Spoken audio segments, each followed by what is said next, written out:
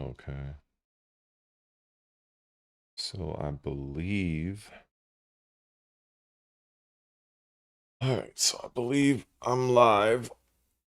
Oh boy, on everything right now. Guess we got the Twitch, we got the YouTube, so that's cool. Let's see. So the multi-chat, I don't know.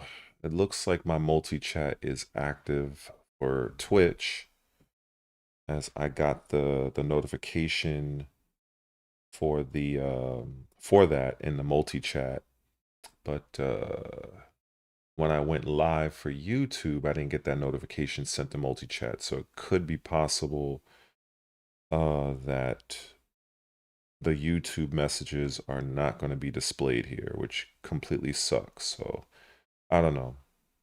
I guess we'll see.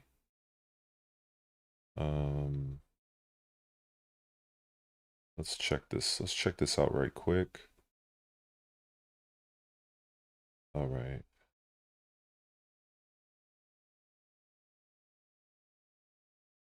All right.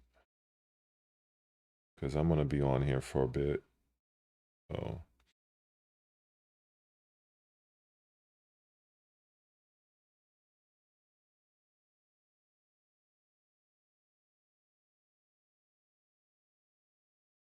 Hmm.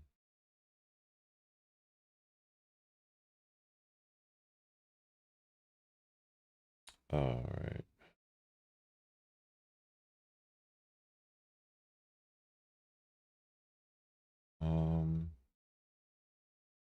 Hmm.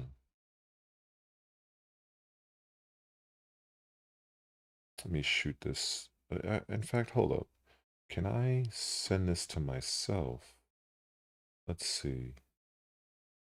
Testing. Let me see if this actually appears in the stream elements. I hope it does. Good, good. Okay. So, all right. So the multi chat does work finally, because I had issues with this, like, I don't know, like the last time I was live, because I use stream elements. Okay, cool. I see the stream elements bot is running. That's cool. All right.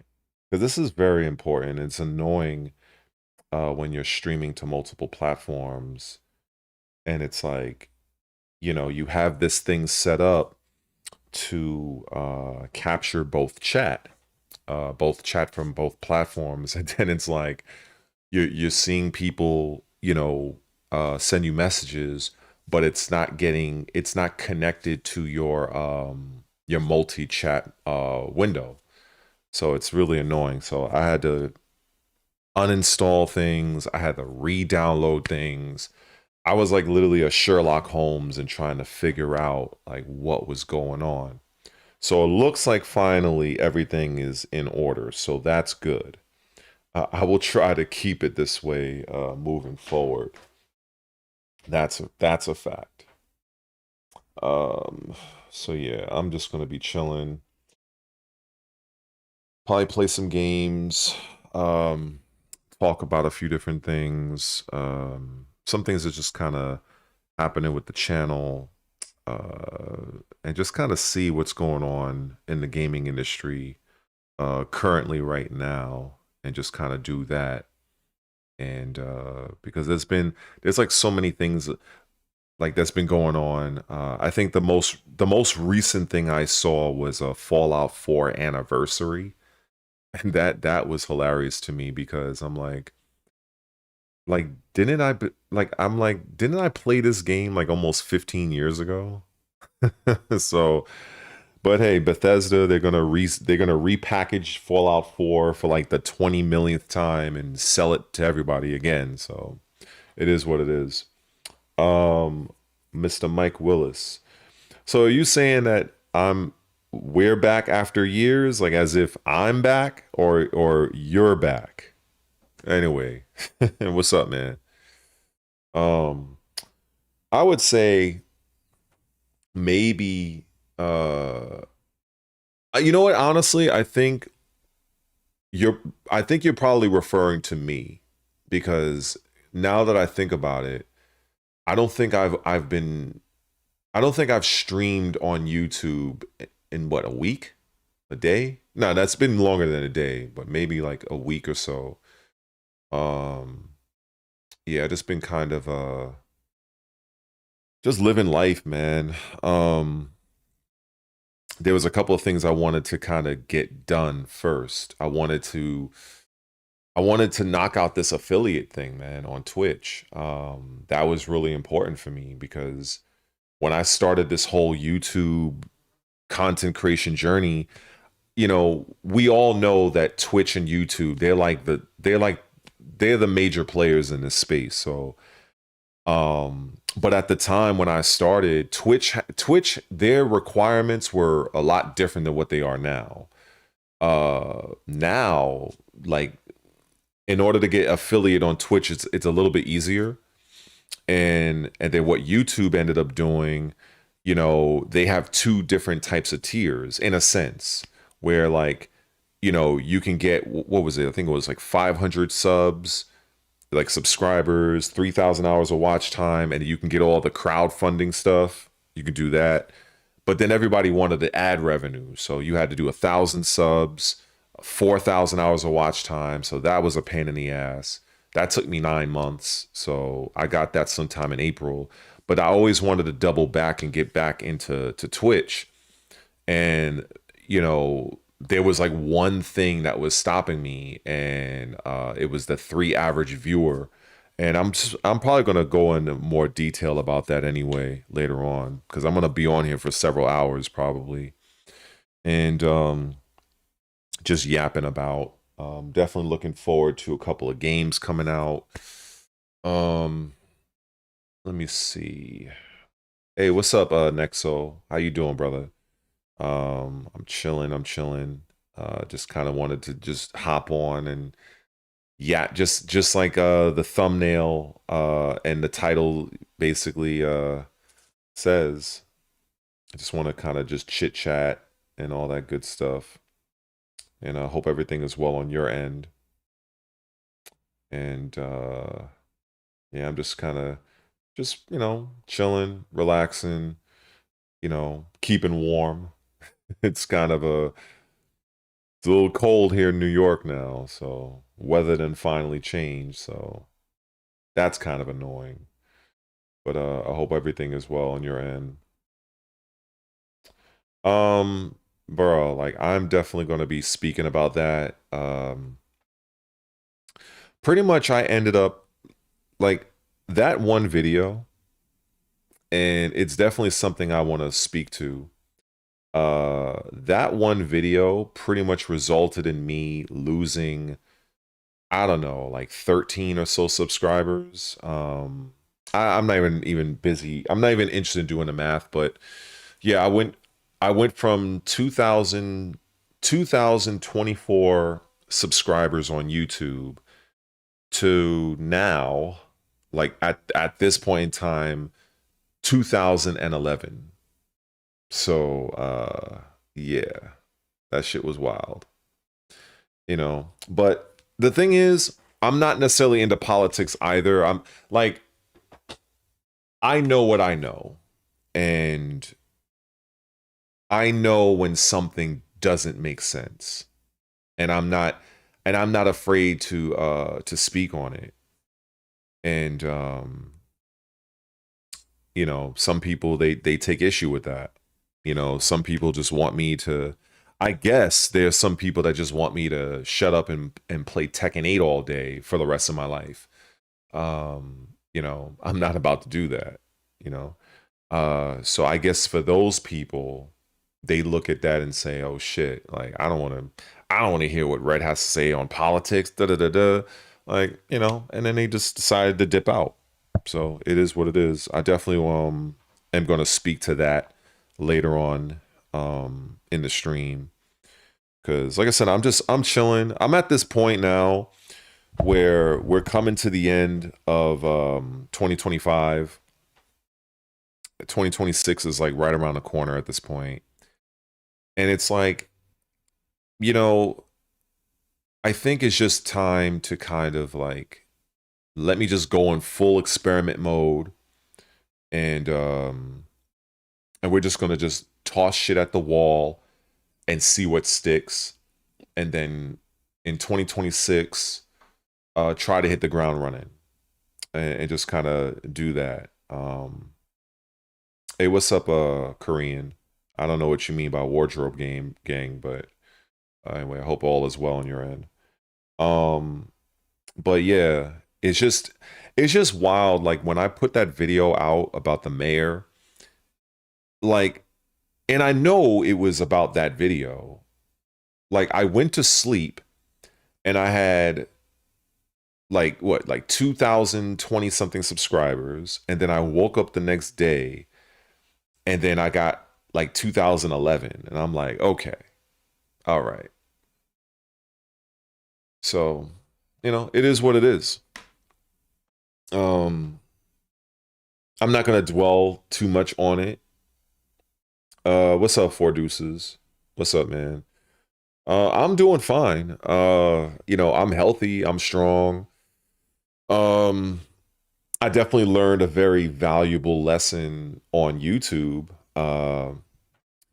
as it pertains to audience members, of just people getting in their feelings and wanting to unsubscribe from people just on a whim. And it is a teachable moment, both for me and against me, that I'm going to get into it. I'm going to speak more to that a little bit later on in the stream, because like I've been saying, I'm gonna be on here for a while. Gameplay wise, I might play some Tekken. I might suffer in that for a bit. And I was thinking about like I had this thought in my mind, and it's kind of like something I should have just realized early on. I was like, look, kind of like talking to myself, right? And I'm like, look, bro, Lei Wulong is your main character. You do not have your main character in this game. This game being Tekken 8. And the fact that you are using Raven and you got to Tekken Emperor in this bullshit ass game, that speaks volumes about me, about my own ability. However, Raven is not my character, never was my character. Steve Fox is more my character, because Steve Fox was always like my secondary. But obviously when you think Steve Fox in America, you'll pretty much default to like somebody like ShinBlade, somebody like him. But my Steve is not too shabby either. But I just you do what you can. And so when I look at what Main Man does in Tekken and other content creators, I'm like, something, I may go that route. I may go that route. Maybe not to his extent, and certainly I may not have his level of success, but I do feel like it is probably, it's worth going in that direction. Because anytime you're doing something, what's up, Jules? Hope all is well on your end, and I hope that you're keeping warm. Since I think you're on the East Coast like me, so weather is changing in New York. It sucks, but we got to deal with it. But yeah, I'm looking at like, as 2025 is coming to a close, I just feel like there's like lessons that I've been learning as a content creator, and I think it's probably best for me to just kind of zero in on that, and try to take those lessons into 2026. While the rest of this year I can kind of just experiment and do X, Y, and Z, because I have my share of plans, but one of my major issues. Oh, what's up, Sample? one of my major issues is that sometimes I be in my own head a lot. You know, I second guess myself. I'm like, I don't know if I'm good enough. Like, you know, I have that type of internal dialogue, and it's not so much about camera presence. You know, it's more like about wanting to be the best that I can be, and just kind of thinking like, is anybody going to really watch this? And sometimes I have those thoughts, and this is the reason why I've even procrastinated on the whole Ninja Gaiden Let's Play thing, you know, and then I'm watching all these other creators and I'm seeing the different ways they're going about that. And I'm like, okay, I can work with this, I can work with that. And then, you know, I'm taking cues from other channels like this guy named Luke Stevens. Um, I really like how he presents his content. Uh, you know, he'll, like, for instance, he'll no, I haven't gotten hit by no snowstorm though. But you know, I'm pretty sure I'm in New York, so I'm pretty sure there's gonna be snow at some point. But yeah, like when I look at somebody like Luke Stevens, his channel, he has like over 200 something thousand subscribers. I think he has like 3 different channels. He has like a channel for clips. He has his regular streaming channel. In fact, I will even admit that the title of this stream on YouTube, if you're on YouTube, I actually borrowed it from him. I just changed some of the words around, and because you know when you're small like how I am, like, you know, you're in experiment mode. You're looking to see what works, what doesn't work, what you're comfortable with, and so on and so forth. And if you're not willing to give things a try, you're probably not going to succeed. And I know that. So I like how he delivers his content. I'm not going to be him. I can't talk like him. I don't have his mannerisms, but I like how he flows. And there's certain things I noticed, like one stream of his I watched, it was about a 3-hour stream. And one of the things he mentioned was there was some sort of game coming out. I think it was like an action game, third person. I think it has Captain America in it. It's probably going to be like a 3D beat 'em up or something like that. And I think it's like Marvel 1940 something, some game.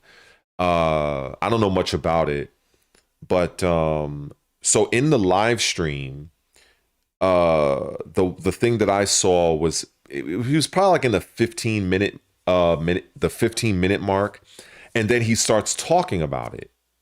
Now I do know he has a stream deck on his table, so I can see he's manipulating. It looks like it's his left hand, so he's manipulating it. At first, I didn't know what the hell he was using until a friend of mine told me, because I don't have a stream deck. I'm thinking about picking one up for Black Friday.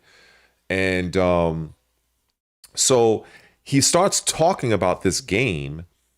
And what I noticed is that he literally ignored everybody in the chat. Like everybody, like they were like, and it wasn't like an Asmongold or Penguin Zero chat where it was like going like a million miles an hour. Like you can kind of follow, and you'd see, like, reading his eyes, I would see he would look at the chat and he's just completely ignoring them.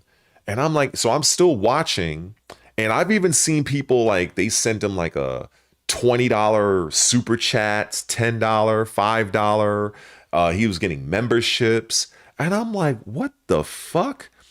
So once he was done with his particular segment, which I didn't know that's what he was doing. Then you can see him on the screen. He went to, I guess, touch the stream deck, and he pressed a few buttons, and then he goes back to the super chats. Now, mind you, the segment he was talking, it was about maybe 15 to 20 minutes. He was kind of yapping along about something, about the game, and so then once he's done, he then goes back and reads all of the super chats that I guess he missed or he ignored. And then he started to kind of go back to address a few people that left him a message. So I found that to be interesting. So come to find out, when I refreshed my feed, that same segment that he was talking, it was its own video. It was its own video. And it was like that's when I realized, okay, so that's what he was doing while he was streaming. While he was streaming, he literally was talking about a particular thing, ignored the chat, ignored all the super chats, and then once he was done recording that segment, I guess he must have uploaded it at some point in time, and then he went back and addressed all the super chats and some of the people that interact with him on the chat afterward.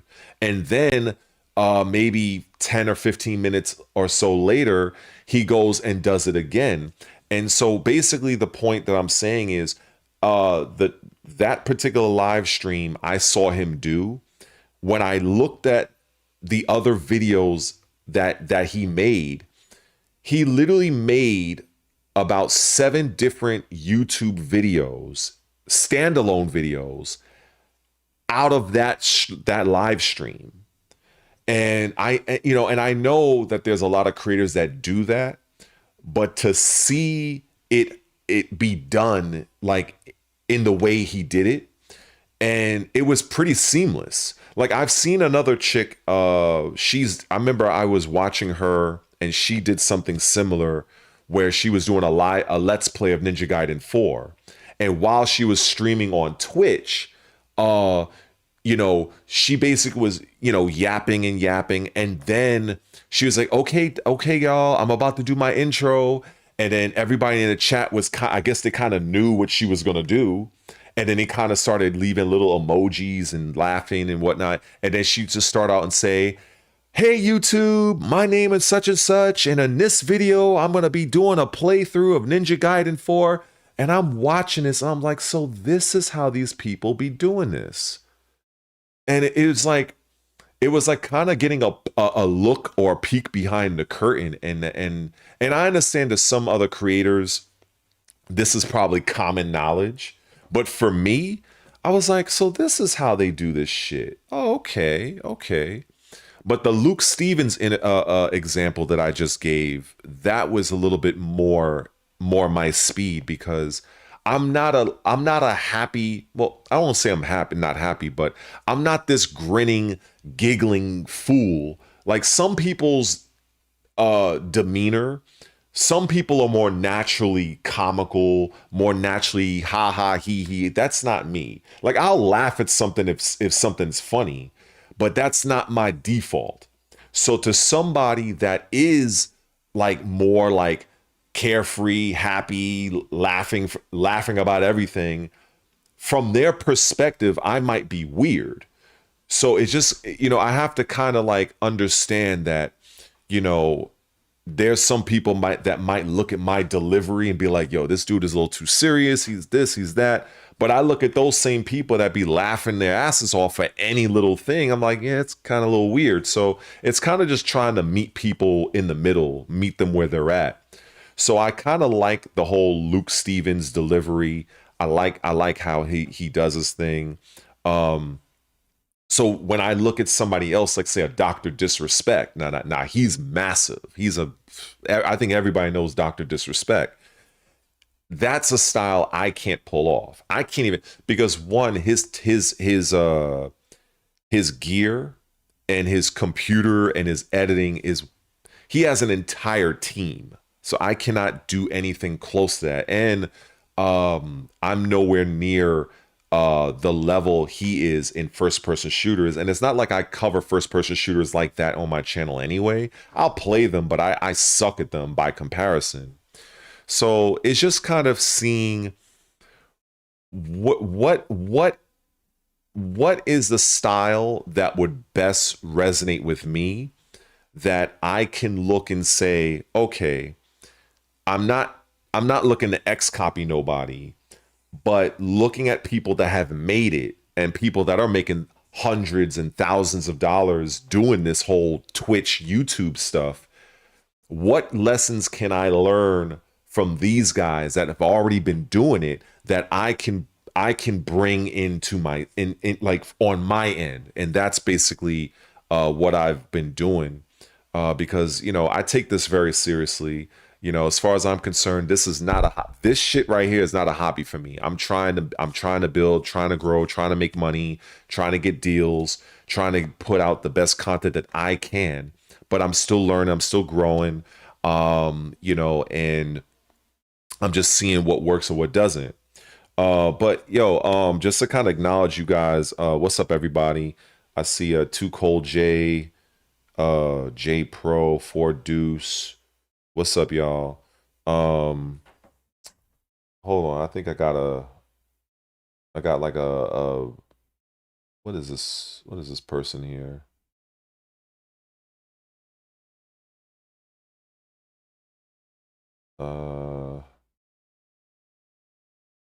What is this?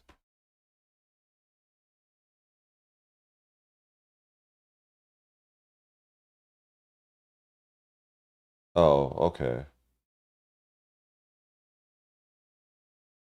Now I had a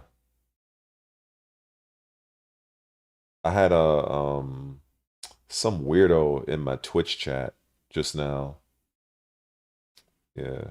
So I just wanted to kind of get rid of that. All right. I think that's done. Yeah.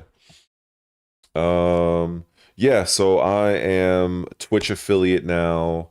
I'm streaming to both right now, so I'm on Twitch as well.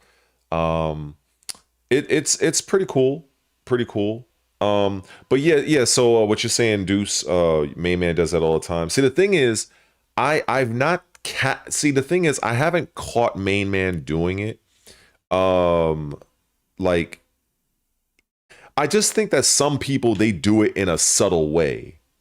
Like for instance, in fact, I might just show it because I don't think I'll get a copyright strike for it. I don't think I will. At least I don't think so.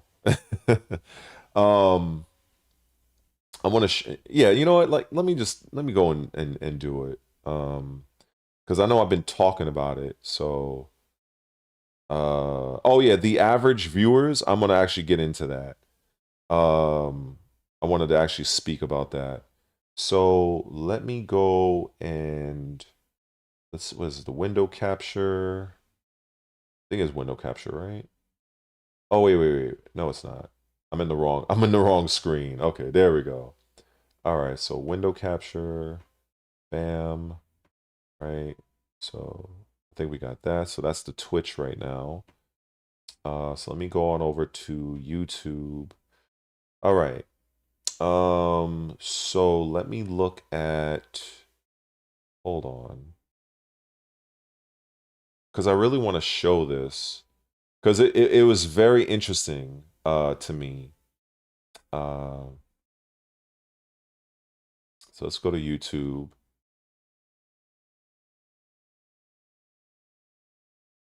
And I actually made a note of it. So it was, okay.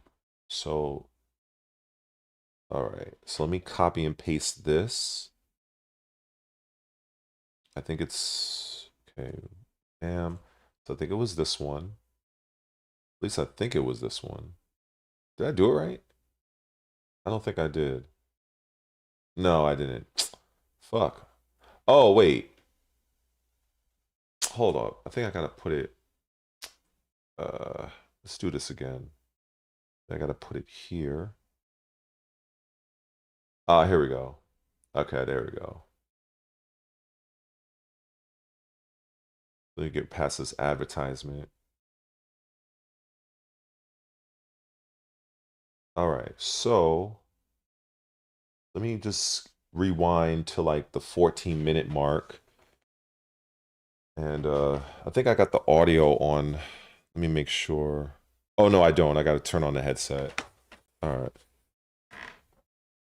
So this was pretty much a pretty telling moment right quick that I wanted to share. This is definitely a teachable moment. Let me make sure the audio is working. And it starts at 5. Okay, it is. All right.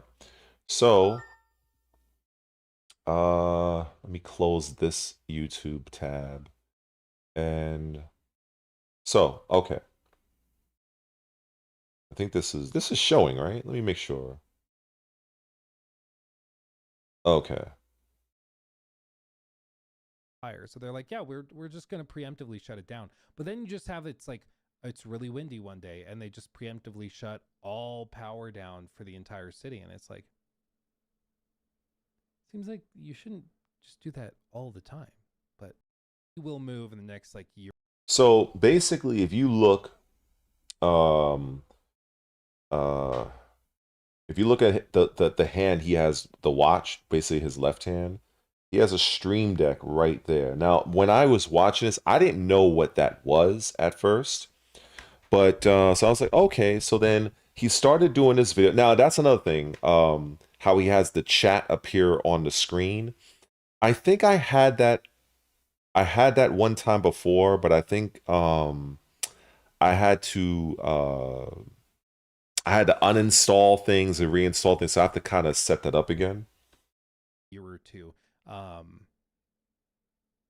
It's just, it's one of those cities, like middle American cities, where the people that run the city are all these older people who don't want the city to grow and want it like it was 30 years ago when it was tiny. But everybody's already moving here, deal with it, but they don't want to invest in any 1943 rise. Yeah, so right here, I'm trying to get it to where just as I think it's about here. Of Hydra. Wait. And that doesn't have any of the infrastructure to sustain it. So it's very dumb. It's very dumb. Anyway, let's talk about this. Okay. So at this point, he's going to get into this particular thing. Now, what I was looking at was I was looking at his chat. And let me just go to another. Oh, fuck. I messed up. I went to switch my scene, but it also sped up this. Hold on, because I wanted to do more of a full screen thing here. So let me go window capture. Hold on. Come on. That's not what I wanted to see. Okay, here we go. Oh, all right, Too Cold. Yeah, so I'm looking at the chat. That doesn't have any of the infrastructure to sustain it. And he's not really interacting. He's just doing his own thing. Anyway, let's talk about this. Okay. So you see, so I could see he's manipulating something here. Marvel 1943 Rise of Hydra. This was originally revealed at this point 2 years ago or something, I think. Yeah, March of 2024 is when this story trailer dropped. Prior to that, we knew Amy Hennig was working on something, but basically it is from a brand new studio that's headed up by Amy Hennig, who is the lady behind the Uncharted series. No joke, serious game dev with a very impressive track record. At least. So when I was watching this segment, I was like, okay, this was interesting. But then when I looked at so let me copy and paste this. Okay, let me copy and paste this. Now I'm going to open up another YouTube, another tab here. Okay. Right. So there we go. So let me get rid of these advertisements first. Best Buy has deals on the most giftable tech. So Marvel. So now, essentially, this is the segment that he had done in the live stream. And but what he did is he just simply took it out and repurposed it. So it's just kind of like looking at little things like this is very interesting for people like myself that are still kind of like finding our way or finding my way. Because you can see the title here, Marvel 1940 has been delayed again. Luke reacts, and so I'm like, okay, well that's cool. And you can hear from the intro. 1943 Rise of Hydra. This was originally revealed at this point like 2 years ago or something, I think. Yeah. So this is essentially the same clip that he took from the actual live stream. And it's so it's definitely something, Power, Barry the you Neil know, Druckmann and Bruce Straley took over. so it's definitely something that when I look at this, it's definitely something that I'm looking to follow suit with, to be perfectly honest. But then noticing how when he does this, you know, he doesn't get sidetracked by the chat. Like, because if with him doing this, if he, now that's not to say you can't do it, but it's very hard to carry on a thought. You know what I'm saying? It's very hard to carry on a thought where your intention is to you already know in your mind as the creator, especially while you're live, that okay, this part I'm going to talk about, this is designed for people later on to see, you know, later on. But if you're busy, you know, having all these side conversations with the stream chat, you're never going to really get to your point. You're going to lose your train of thought. If somebody in the chat is like let's say in this particular segment, right, he's talking about Marvel whatever 1940, if all of a sudden, if I was doing this and then somebody in the chat starts asking me about something about Xbox or something about Tekken 8, and I'm like having this back and forth, there's no way I would be able to finish talking about Marvel 1940. And then you're going to have people in the chat that's going to possibly feel some sort of way like, oh, yeah, man, this, yo, Red, he's ignoring everybody and da da da da da. So it's like this, it's almost like kind of a damned if you do, damned if you don't kind of deal. So, but I do see a lot of creators doing this. And to be honest, I think this is the way. You know, that I think that is the way, because if I'm like looking at this Luke Stevens example I literally just shown, right? And him basically, like, you can see right here, right? This is his stream, okay? Oh, actually, no. Let me move my camera out the way real quick, because I think my webcam is blocking it.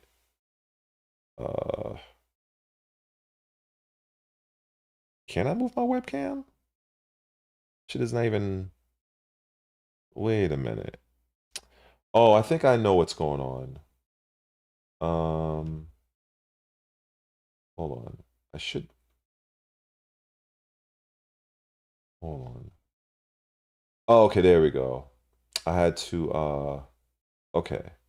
So I think I'll move my webcam up there. All right. So let me lock that so I don't move it by accident. Okay, so you can see like this is his stream. So if you notice on my YouTube right now, like this stream, you can see I kind of X copied it a bit. I ain't gonna lie, fuck it, I'm not gonna front.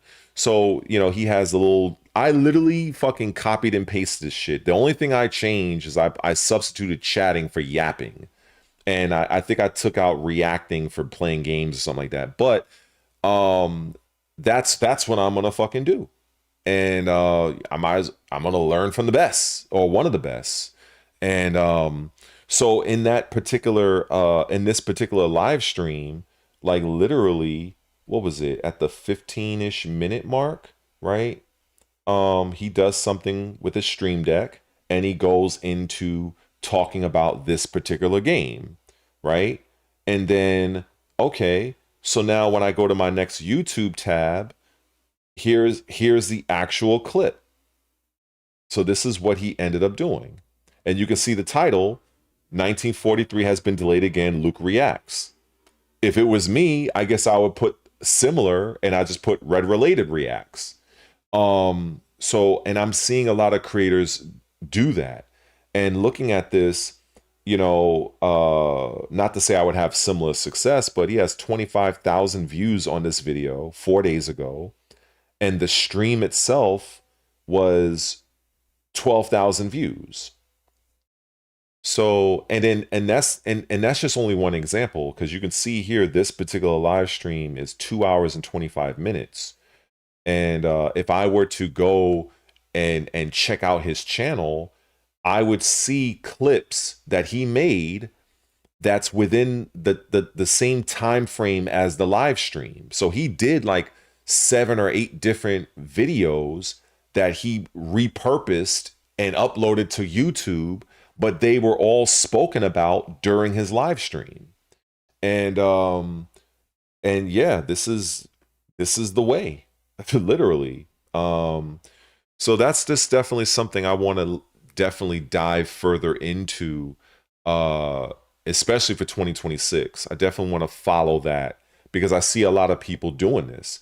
I just didn't understand how they were.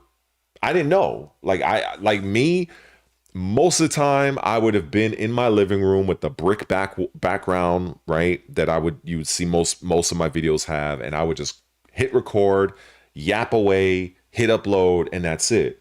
But now doing this live streaming thing and seeing how many different larger or mid-level creators, they're having a stream, but then it's like they're talking about, I don't know, they're going to talk about Tekken, for instance, and then they actually, you know, upload that part as a separate video.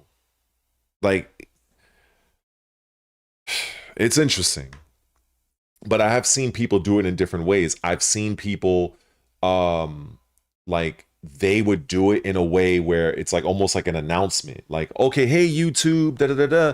But the way he just did it, you know, he just went right into it. You know what I'm saying? And what I know now, it's like he just did something on his stream deck. I guess he put a marker, a stream marker, and then he just uploaded it later. So yeah, but that's interesting. You know, especially when you're trying to grow as a creator and you're trying to be the best you can and you try to learn as much as you can. You know, learning from a lot of these larger channels and seeing some of the tactics that they use, it's viable. It's definitely viable, 100%. That doesn't mean to go and just X copy what the fuck they're doing, but it's more like looking at the format, you know, like for instance, with me being a Twitch affiliate now, the minute I got affiliate with Twitch, there was so many options and little knickknacks and emotes and this, that, and the other, and ads and all it, like, it was overwhelming for me. YouTube is much more straightforward, but with Twitch, you can control your ads, right? And so it was like, all right, well, how should I place the ads? How often? How long? You know, and I don't know this shit. You know, I've never done this before. So naturally, you know, you would go on YouTube and you would watch people who specialize in that. And so this one guy I found on YouTube, I think his channel is CPause. Let me I'll just show it real quick. Wait. Let me go over here. Okay, so I can X that out. So CPause, right? Yeah, CPause music. And so this guy, Yeah, so actually it was this video. So you can see I watched the whole video. So it was like best Twitch ad settings for small streamers. So I watched that, and it gave a lot of insight because I was like, well, I'm not gonna act like I'm an expert because I'm fucking not, And so his thing was, if you like, in fact, I'll show mine, right? So we're gonna go to my Twitch. Here is let me see, it's still showing, right? Okay, there's my Twitch. So I go to monetization and I go to ads. Okay. So this is my Twitch and this is how the ads are set up, right? So now the thing is, if you look at the pre-roll ads, so I have it fully disabled, but when you first get here, what ends up happening is when somebody clicks on your Twitch stream, a lot of times you're met with like almost a minute to 2 minutes of ads before you can even watch the person you want to watch. So now, unless you know the person, unless it's like maybe a hot looking chick that you want to check out, I'm sorry. I'm not going to sit through 2 minutes of ads for some random streamer that I had a little interest in watching, but I got to go through this before I can even get into your stream. I'm not about to do that. I'm going to be honest. Now, like I said, if it's somebody I know, or if it's some like some decent looking chick, I'm like, oh, she's pretty, fuck it, I'll stick around. I mean, it is what it is, right? But if it's just some random dude, like, nah. I'll be honest.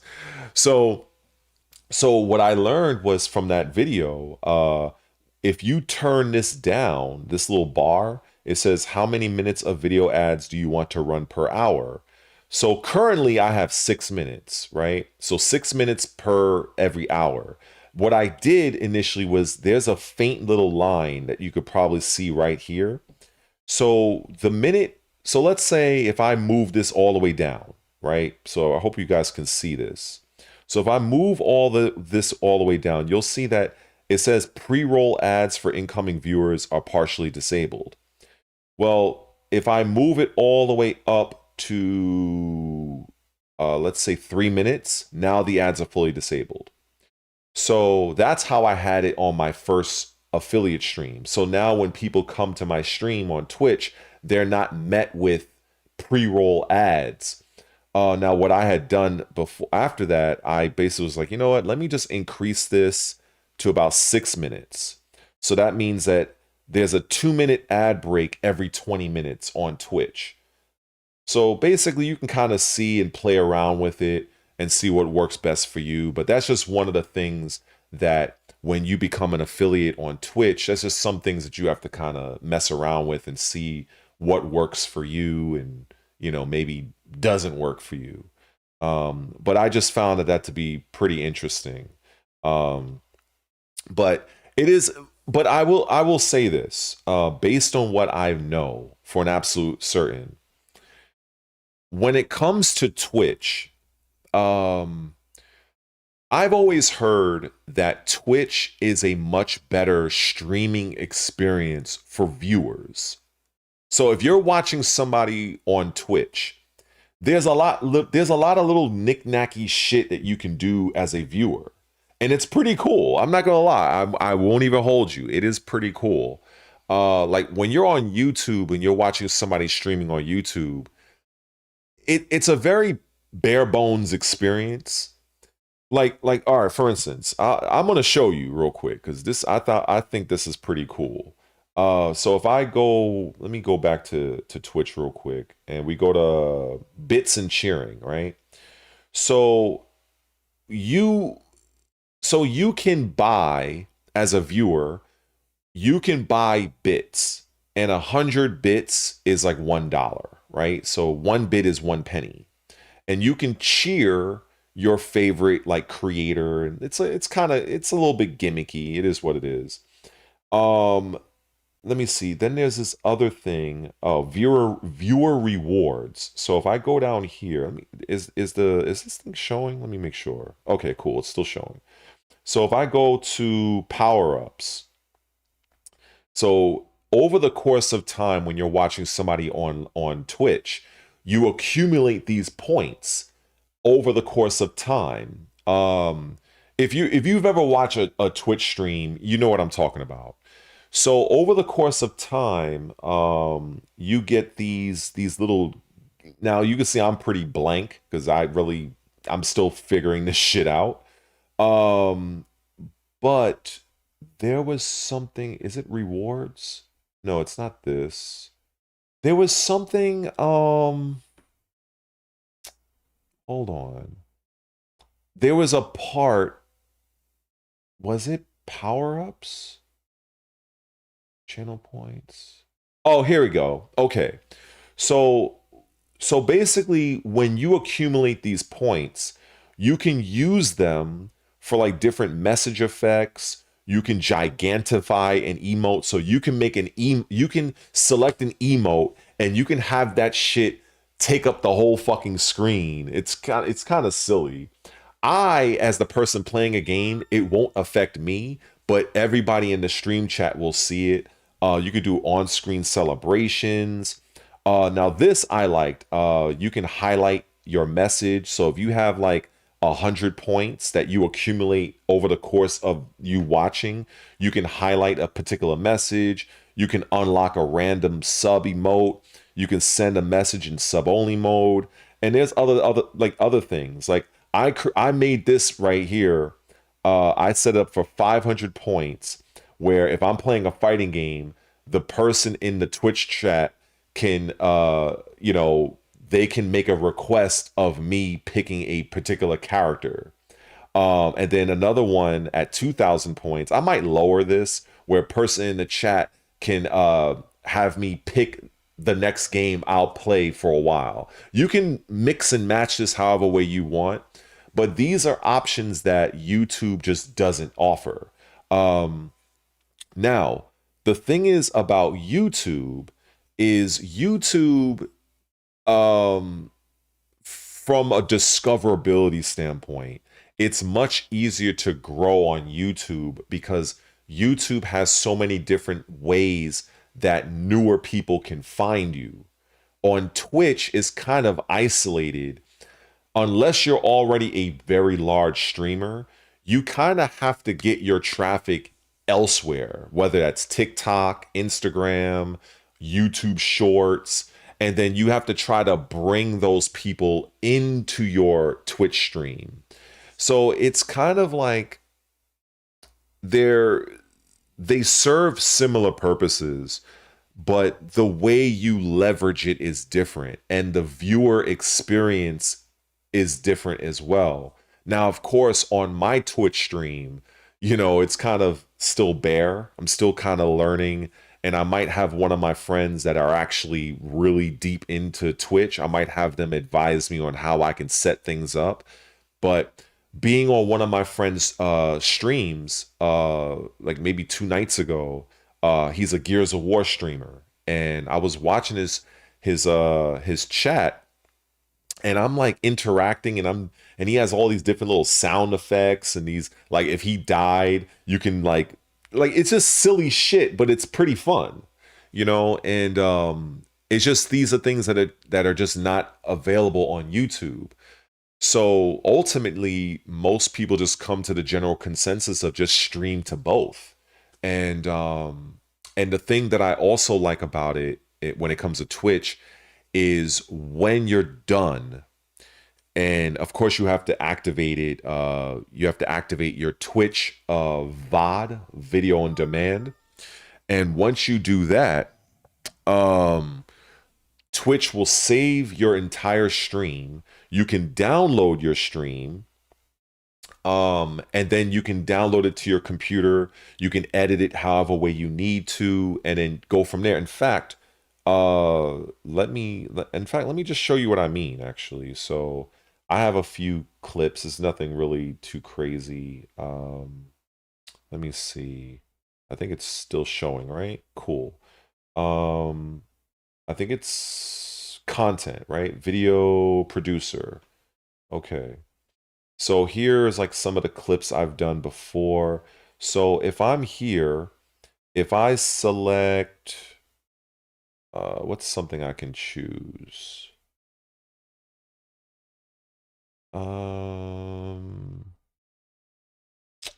I guess let me pick a Tech and Suffering stream, right? So we'll pick a highlight, right?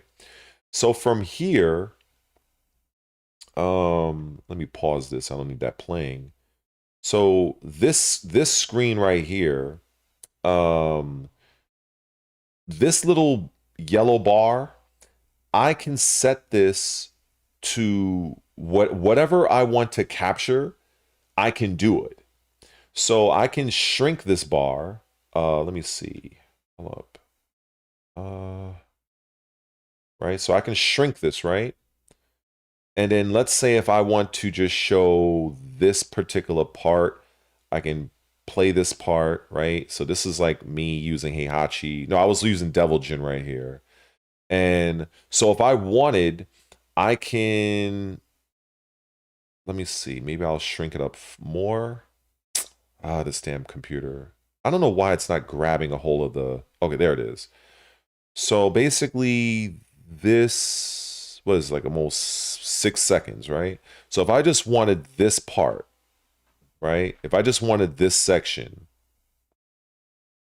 I can then, I can publish highlights, and then once it's published, I can take this little segment and I can send it to either YouTube, Instagram, TikTok.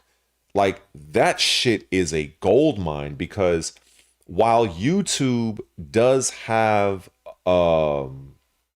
you can do something like that in YouTube, which is the YouTube Studio. I think I'm showing that right now. So you can go to YouTube Studio and I can pick a video. Let's say I'll pick this one, right? So this is like my little Virtua Fighter video I did not too long ago. So if I go to the editor, the editing for me in YouTube is a little, I feel it's a little bit bare bones compared to what I see with Twitch. One, I feel like I'm able to manipulate this a lot easier. And it's not to say that you can't make clips and things of that nature in YouTube Studio. You definitely can. It's just, I feel like for me, it just seems to be a little bit more easier to understand for me. And then when it comes time for me to export, let's say if I find a 60-second clip here, well, the only thing I could really do is I can just publish it to YouTube. I can't do it to anywhere else. And if I want to download it, I have to pay for YouTube Premium, which, you know, if you got the money, it's not a problem. But with Twitch, you don't have to pay anything. It just comes standard. You can just download something and there you go. So it's definitely good as a creator to leverage both. If, you know, hopefully this is all making sense. But so I'm just glad that I have both monetized essentially. And I feel that YouTube and Twitch, they both serve very specific purposes.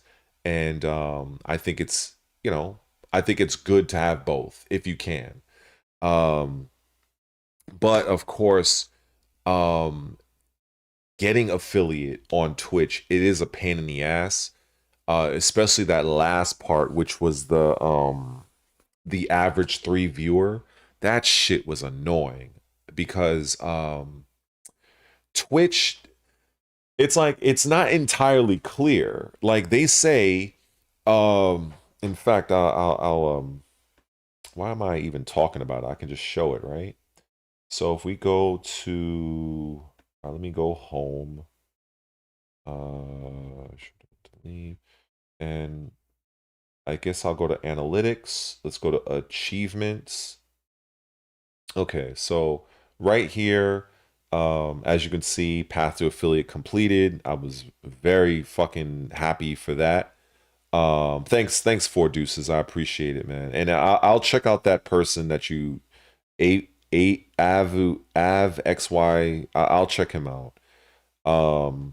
But yeah, so the path to affiliate, which I completed November 5th, I guess. If I were to open this up, so you see this part right here, that last one is the absolute bitch of this whole thing. This right here. Because if you read this, it says minimum of 3 average viewers on 4 different days. See, all the other ones is easy. In fact, before, it used to be streamed for 8 hours and reach 50 followers. Now they made it a lot easier where you just have to have 25 followers. Followers is basically subscribers, if you're thinking in YouTube terms. So a lot of these 3, stream for 4 hours and stream on 4 different days, that's no problem. The minimum, this is what they don't tell you. And so I really wanted to speak on this, and I think this is a pretty good topic to kind of really speak on. In fact, hold on, let me check something real quick.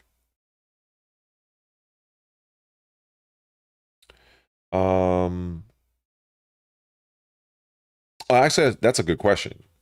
So for me, Mike, there's this game called I think it's called Crimson Desert or it's Crimson Desert that comes out in March. There's a survival horror game that is it's called Ill, and that looks amazing. There's a rumored Division 3 that might happen. I don't know if it'll be next year, but I'm excited for that. There will not be Grand Theft Auto 6. That's bullshit. They're not going to release that game until the 10th gen consoles. I don't know. Oh, Resident Evil 9. Yeah, that comes out next year. I'm interested in that. And I'm not too sure. I don't know. I'm pretty sure there's others, but those are the ones that comes to my mind just right off the top of my head. That's what just comes to my brain.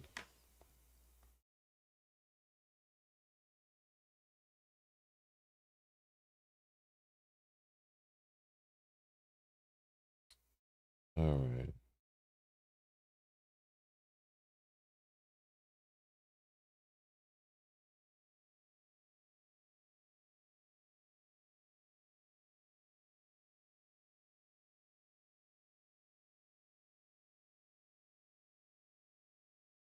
Yeah, I saw the James Bond joint. It looks pretty cool. I have not played that franchise in so long. I seen the trailer. It looks impressive. I need more information. I definitely need more information on that just before I can kind of like commit to that. It looks good, but it's been so long since I've played that, that type of game. It's been forever. So, but it definitely looks impressive. Definitely, I can't lie. I'm pretty sure everybody was caught off guard by that. We weren't expecting that. That's for sure. But yeah, it does look impressive, for sure. I'm pretty sure a lot of people are going to be hyped. Next year, I'm sure they're probably going to start the marketing behind that, and people are going to learn more and more about it. To be perfectly honest, I'm really looking more forward to the next consoles. Every time we get to this point in a console life cycle, the writing is on the wall. The Series X and the PS5, they're getting phased out. The PS6 is like the best kept secret or the worst kept secret. That's on its way. the 10th gen Xbox is on its way. So I'm really looking forward to that next level technology than any particular game. I've always been like that, you know, when we were going from the 360 era into the Xbox One and then the Xbox One into the series. You know, I've always been more interested in what type of technology are we going to have for the next 6 to 7 to maybe 8 years, because that's going to really dictate what type of games we're going to have, you know. However, during the end of a console life cycle, we tend to get some really great games, and that's largely because developers have finally cracked the code of making use of that particular console's full potential. Because when a console first comes out, developers are still trying to figure the shit out. You know, this is why the case in point, if you look at toward the end of the PlayStation 3 life cycle, you had The Last of Us. The Last of Us is what tipped the scales in Sony's favor to basically win the 7th generation console war. That was the game, because Microsoft was bashing them with the Xbox 360. It was the last time that Microsoft was really serious on that hardware front. You know what I'm saying? And this is why when people talk about, you know, the console wars and all sort of bullshit, like, to me, it's like people don't really understand the console wars that ended in the 7th generation. Microsoft does not care about the console. Like, well, no, let me rephrase that. They are no longer at war with Sony. And I understand that a lot of people, they do this because they want clicks and views and they're fucking fanboys, and they're like, to me, it's cringe, because it's that era between the 360 and the PlayStation 3. That was your very last console war. I hate to break it to people. I hate to be the bearer of bad news. That was it. And if you were not alive back then, maybe because you're too young, or maybe you don't remember, but that was it. That was the last real console war. And at this point, Microsoft, they can care less. They don't even regard Sony as competition anymore. They don't. Why? Because Microsoft could literally swallow Nintendo and Sony put together if they really wanted to. If like, I understand that the fanboys of both Sony and Nintendo, they're very high on their systems, and as they should. They both have very strong games. I will never bash you know, a person's preference. You know, I have my issues with Nintendo, but that's at the corporate level. But when it comes to PlayStation, they have very strong games, and I can't deny that. But the fact of the matter is this: after that 7th generation, and when Microsoft decided to go into the Xbox One era, and people made the meme of TV, Microsoft, they had in mind to have the Xbox console as a hub, to where, okay, you can play your games, you can watch your TV, you can do this, you can do that. That was the plan. And as usual, Microsoft was pretty much very forward thinking, whereas Nintendo and Sony, they were still in that traditional console, this is a video game system. And now what do we see? Now we're seeing PlayStation basically be what Microsoft was aiming to do back in 2013. So this is why I give that critique that Sony has been X-copying Microsoft's business practices for quite a while. And from a business standpoint, there's nothing wrong with that. It's just, it's very hypocritical to say, well, what Microsoft is doing is failing. But then but a few months later, I'm seeing Sony doing the same fucking thing. And it's just hilarious to me. And the people that really do this, it's not really the executives. It's the fanboys. They go on Twitter, which has now, as far as I'm concerned, become the new Reddit. And they're quick to point out how Microsoft is doomed, the Xbox is dead. And I'm like, you guys are aware that Microsoft has signed a 10-year AMD hardware deal. You are aware that Microsoft has not stopped production on hardware. But yet and still, when I go on Twitter and I see these people who all they do literally is they basically say that Xbox is shit, Xbox is dead. And I'm like, okay.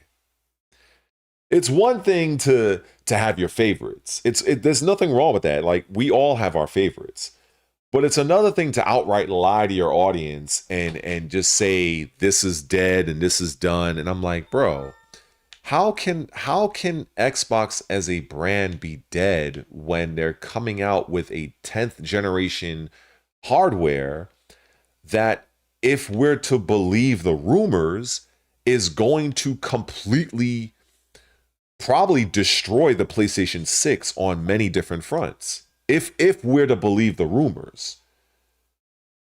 But they're supposed to be dead. I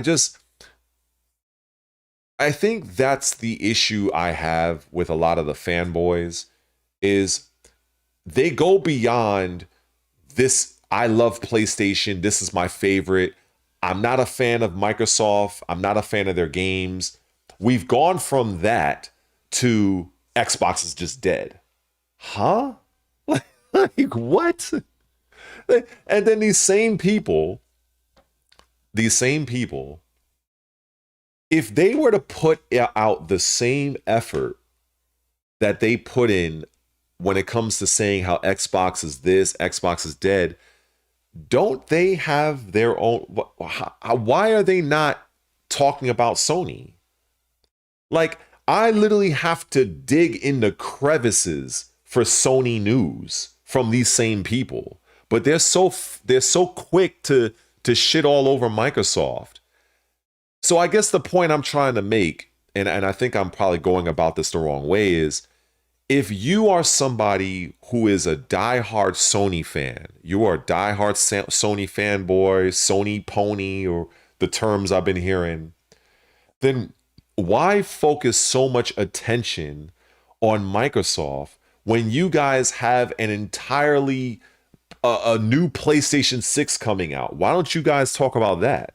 That's literally my question to those people, because I don't really see a lot of people talking about the PlayStation 6 as much as I hear them talk about how bad Microsoft is, how shit Xbox is. Xbox is doomed. Xbox is dead. So that gets me to think that, okay, so these people are literally doing this for clicks and views. That's the only thing I can think of. And it's just sad to me. It really is. It's sad. And it's just, I'm just not like, I'm not that, I don't know. What's up, Electrical? What's up, man? I hope all is well on your end. But yeah, I was just kind of talking about just this whole console thing. And, I think people tend to misunderstand me, and they feel that, they feel that, oh, I'm an Xbox fanboy. And I can understand some people that might think that, and that's fine. But the fact of the matter is this: I'm poor. I'm poor. I live alone in New York. I don't have another $500+ to buy a PlayStation 5. I don't have it. You know, I've been in the Microsoft ecosystem since the OG Xbox. During that time, I had a PlayStation. I had a PlayStation 2. But there was something that happened that really turned me off from not PlayStation really, but from Sony. And a lot of the Sony fanboys don't even remember this because a lot of them they don't do their research. Back during a time where you had guys like Ken Kutaragi and Kaz Hirai, many people who are younger do not even know who those two people are. Ken Kutaragi is the guy that basically is credited of creating the PlayStation. And Kaz Hirai was a very top level executive in Sony as it relates to the PlayStation. And when the PlayStation 3 was set to be released, the going headline was that the PlayStation 3 is the cheapest Blu-ray player you can buy that just so happens to also play video games. That was something I was not a fan of. I wasn't a fan of that. Because it at that time, those that are old like me, well, actually, I'm not old. I'm seasoned. I'm not cooked. You know what I'm saying? I'm middle-aged now, but I was around during that whole time, and at that time, Sony, you had the Blu-ray technology, and you had the I think Microsoft. I don't think it was a Microsoft thing. I'm not too sure. I can't remember, but they had HD DVD. And that was a format war. Obviously, Blu-ray won out. And what ended up happening is Blu-ray became the standard. And if people remember, the PS3 was hella expensive. Many people don't remember this. I'm giving history right here. And the reason why it was so expensive, it wasn't because it had the cell technology. That was the big buzzword at the time for PS3. It was because of the Blu-ray player. And so it was like, I'm at that time I was here to play games because I'm coming from the PS2, because the PS2 was godlike. I mean, I had hundreds of games for PlayStation 2. And so now I'm looking forward to the PlayStation 3. And the top game that I wanted to play that never saw a PlayStation 2 release was a game called Warhawk.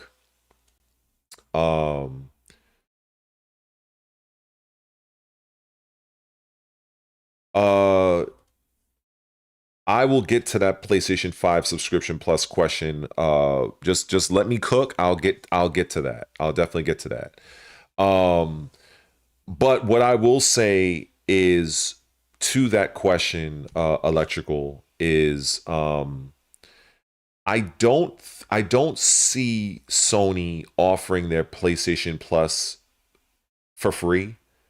I don't see it. I think as time goes on, things are costing a lot of money. The servers that they have to maintain or they're renting, it's not free.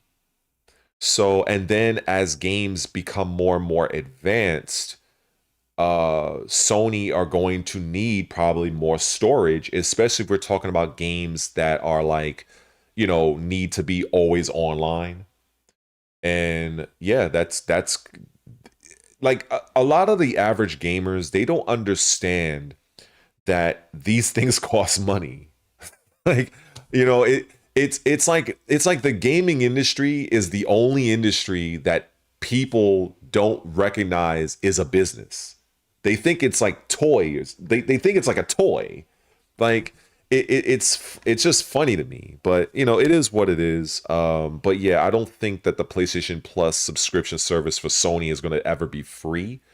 In fact, I do see them increasing the price of it over time, but that's just what I believe. And the service used to be free, but the problem was I want to say it's a problem because I understand the industry, and I keep saying it's a card I keep pulling out because I do, and I don't say that as a flex.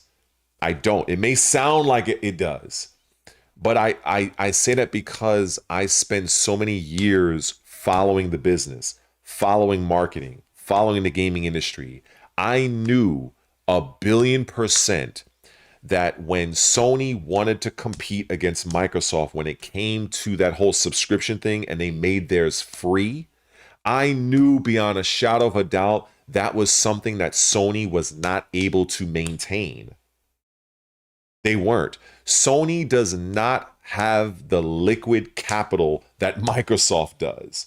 We're talking about, first of all, what people need to understand is the war chest of Sony is a grain of sand compared to Microsoft. Sony, last I checked, they were trading at around between $24 to $26 per share. Sony is valued, the company as a whole, around 60 or so billion dollars. Microsoft is close to 4 trillion. So from a monetary standpoint, there are things that both Sony and Nintendo cannot do. And if they do it, they have to make sure it's a win. Because it's sort of like if Nintendo or Sony commit to something that requires a lot of money, and if it fails, Sony and Nintendo cannot take that financial hit the way Microsoft can. Microsoft can take a Mike Tyson uppercut, a prime Mike Tyson uppercut to the chin, and they might be a little bit wobbled, but they'll recover.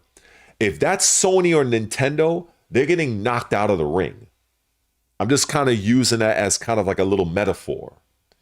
And this is the reason why when Sony first made their service free, I knew beyond a shadow of a doubt that was not going to last. The reason why Sony did that, just to kind of give you guys the understanding, is anybody that knows should be aware that the infrastructure, what is offered back then from Xbox Live, completely shits on everything that Sony was doing back then.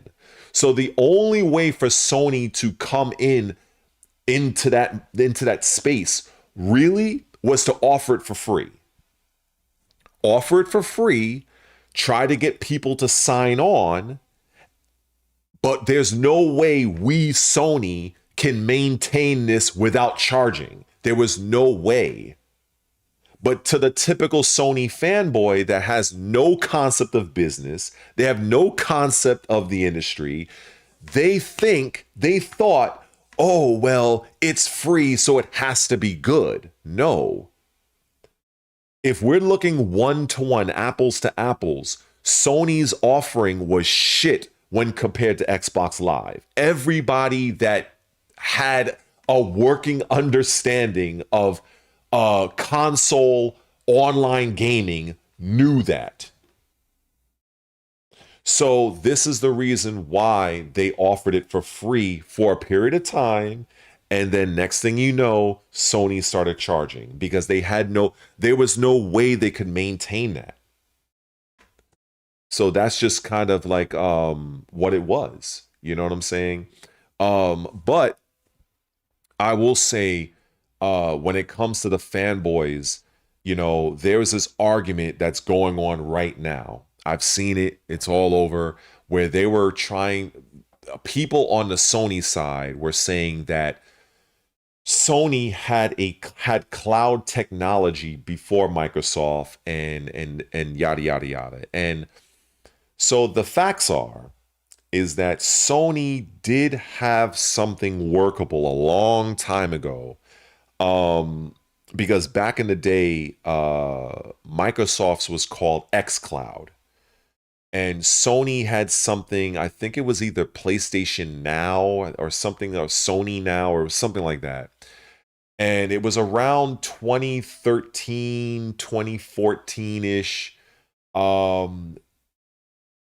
At the time, what Sony had on offer, what Sony had on offer was not that great. It was functional, but it wasn't that great. It did some things good, and some other things it was lacking. And on the Microsoft side, they were in a similar boat. Both were still trying to figure things out, but the one thing that really stood above everything was Microsoft. Again, they had the money and they had the foresight to stay with it. Sony, they kind of fizzled out with it. They didn't really start to really build onto it until not that long ago. Microsoft made that cloud, the online gaming, and a very significant aspect of their whole gaming brand. Whereas Sony, to their credit, they were very early in adopting it, but it wasn't something that they were really fully committing to. That came later. So I want people to understand that. So yeah. But that's just what it is.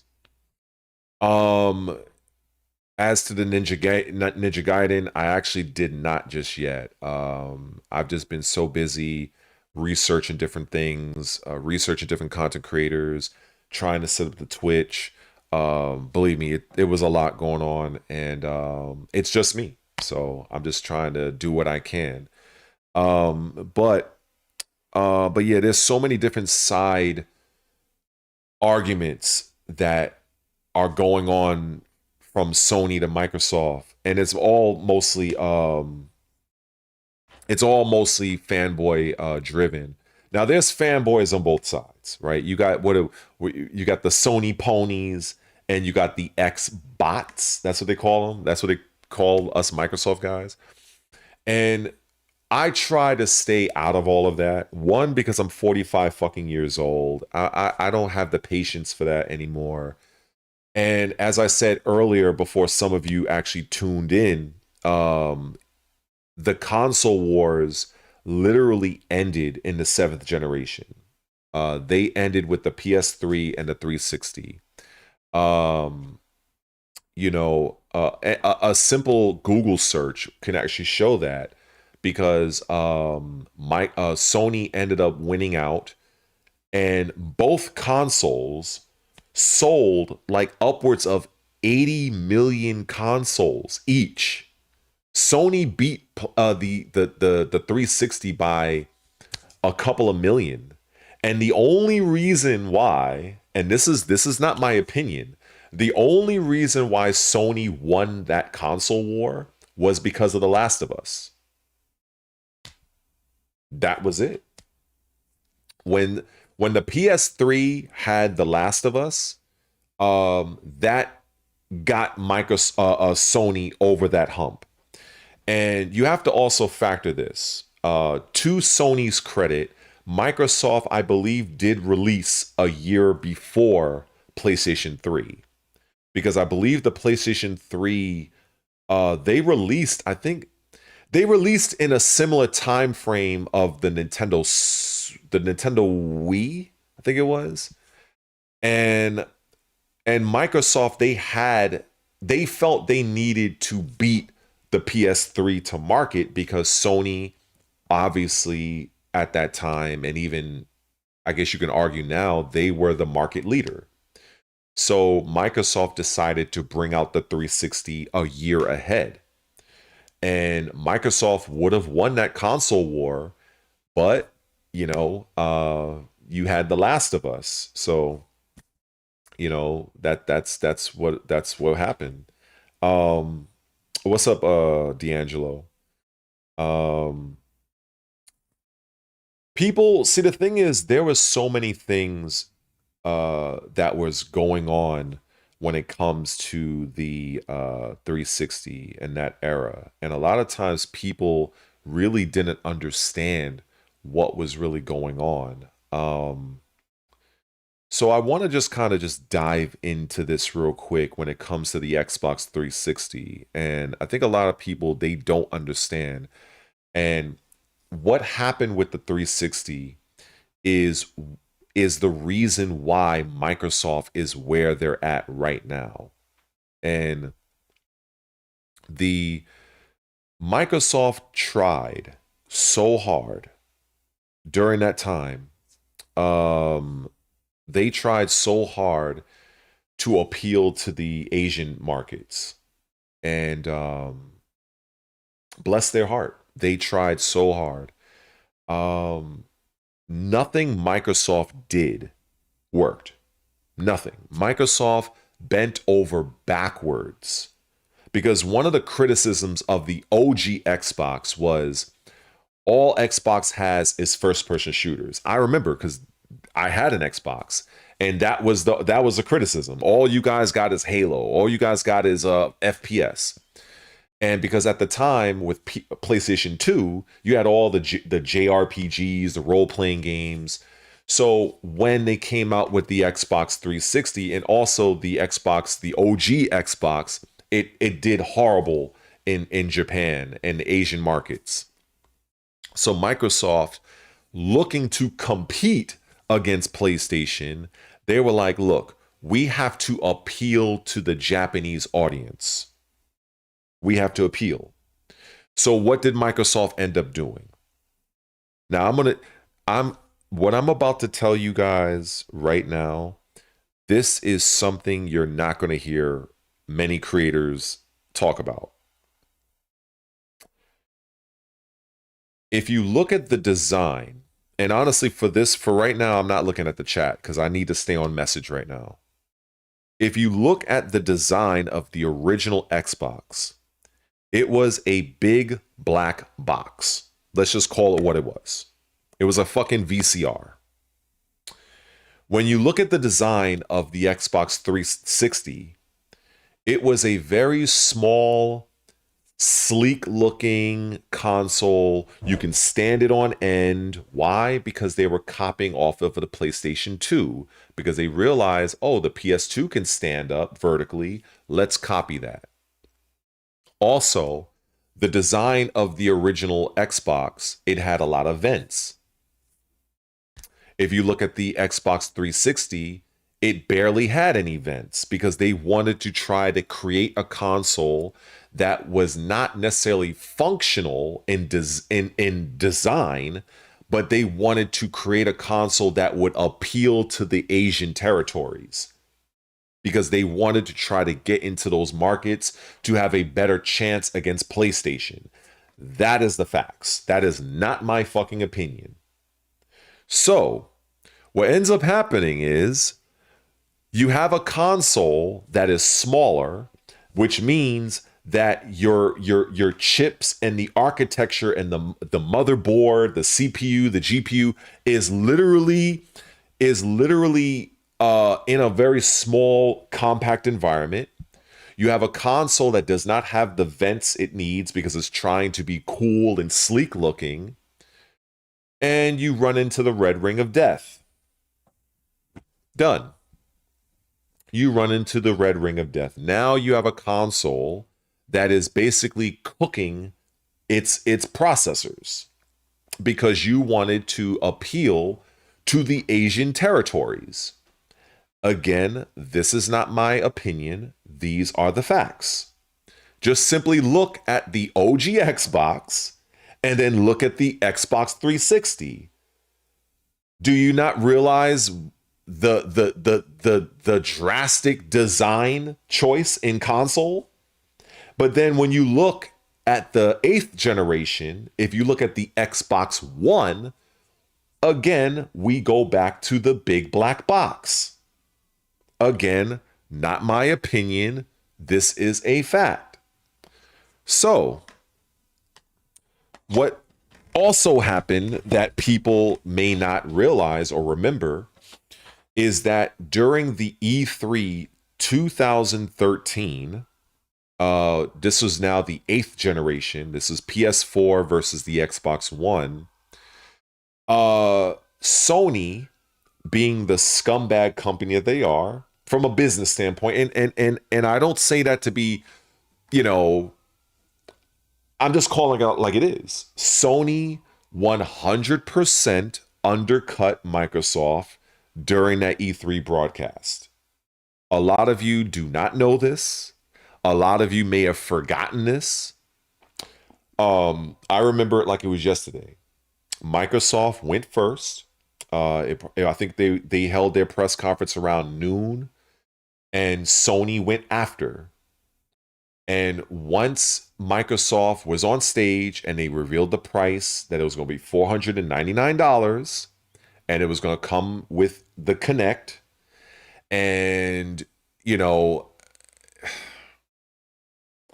originally the PS4 was going to come in at the same price. Why?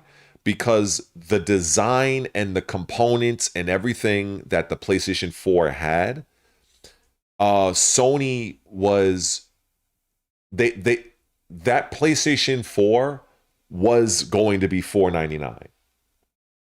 But Sony executives saw the backlash of E3, the Microsoft press conference. They saw the backlash of the DRM, which is digital rights management, where you had to be always online. Now, a lot of people, they criticize Microsoft for this, but right now I'm giving you guys all the fucking facts right here. They criticize Microsoft for DRM, but a lot of people are not aware that the PlayStation 4 has DRM. The PlayStation 4 has digital rights management embedded in their console. A lot of people didn't know this. And the only reason why I knew this was because back then, I think the head of Sony at that time for PlayStation was a guy named Jack Tretton. Remember him? It's funny, a lot of the Sony fanboys don't even know who's even running their company. But anyway, it's whatever. So Jack Tretton goes on this late night talk show. I don't know if it was Jay Leno. No, I don't know. It might have been Jay Leno. Or it might have been Kimmel. It was one of those guys.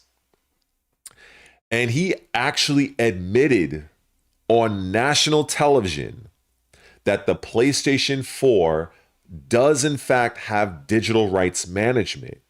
He then goes on to say, however, what we decided to go and do in Sony, we leave it up to the developers to decide if they want to activate this particular setting. We will not have this on our first party title games.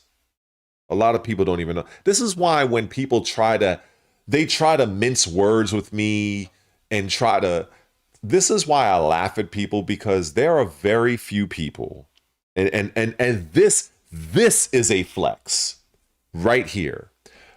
There are very few people that can fuck with my knowledge of the gaming industry and my knowledge of both Sony and Microsoft. Very few people. So that is my official flex right there. I'm not shying away from that. Like, I know this shit. So now we'll continue. So at the time, going back now with the PlayStation 4, now mind you, Sony of course was the market leader, as they still are. Well, it might be, well anyway, at the time they were. So what ends up happening is Sony sees the backlash. Okay, they see all the backlash, and they call an audible. In American football terms, they literally changed up their whole play. And they reduced the price of the PlayStation 4 to $399. They removed I think they were going to bring, I think the Sony iToy or a camera. It was some kind of thing Sony was going to include with the purchase of a PS4. They removed it, reduced the price of it by $100. Sony did not let retailers know, because that would have tipped off the retailers and Microsoft would have recognized this. So Sony, they were very scummy, but from a business standpoint, I can respect that scumbag shit that they did. And also, Sony released the PlayStation 4 in 50 plus territories. 50 plus territories. I will say, Mike, believe me, I got more. I'm not done. So anyway, they released the PlayStation 4 in 50 territories. Does anybody know how many territories Microsoft released the Xbox One in? I'm not going to expect an answer. It's rhetorical. But Microsoft released the Xbox One console in 13 territories. 13 territories. So let's just analyze this for a minute. PlayStation 4 was released in 50 plus territories. Xbox One was released in 13. So is it really a surprise that the very beginning of the 8th generation, Sony won that generation? Is that this is why anybody that knows me personally back then, why I was so annoyed with so many articles from GameSpot, IGN, Kotaku, all of these fucking so-called journalist gaming brands. All I kept seeing was PlayStation 4 outselling Xbox One 3-1, 2-1, 4-1. And I'm like, do these people not realize that Microsoft is only in 13 territories globally with this console, compared to PlayStation 4 being in at around 55 to 57 territories? How can you not outsell your competitor? So to me, that's when I started to realize that these journalists were basically fanboys in disguise. They were fanboys acting as journalists, acting as impartial journalists. They were all full of shit. Every last one of them. Every last one of them that I came across. And just about every single first-party Xbox One game that was reviewed by these same people, they completely shat all over it. You know what one of the best games that Microsoft put out that got completely decimated? And honestly, if I'm being 100% objective, because like I said, it is a flex. There isn't many people that can fuck with me when it comes to knowledge between both consoles. Is when I look at the launch titles of the PS4 versus the launch titles of the Xbox One, there was one game that stood above the rest when it came to graphics, cinematography, voice acting, and that was a little known game. That was a little known game called Rise, Son of Rome. Rise, Son of Rome was a game that was ahead of its time. The amount of criticisms that I seen levied against that game was criminal. let me remind a few people some of the things that people said about Rise, Son of Rome. We're going to go down the list.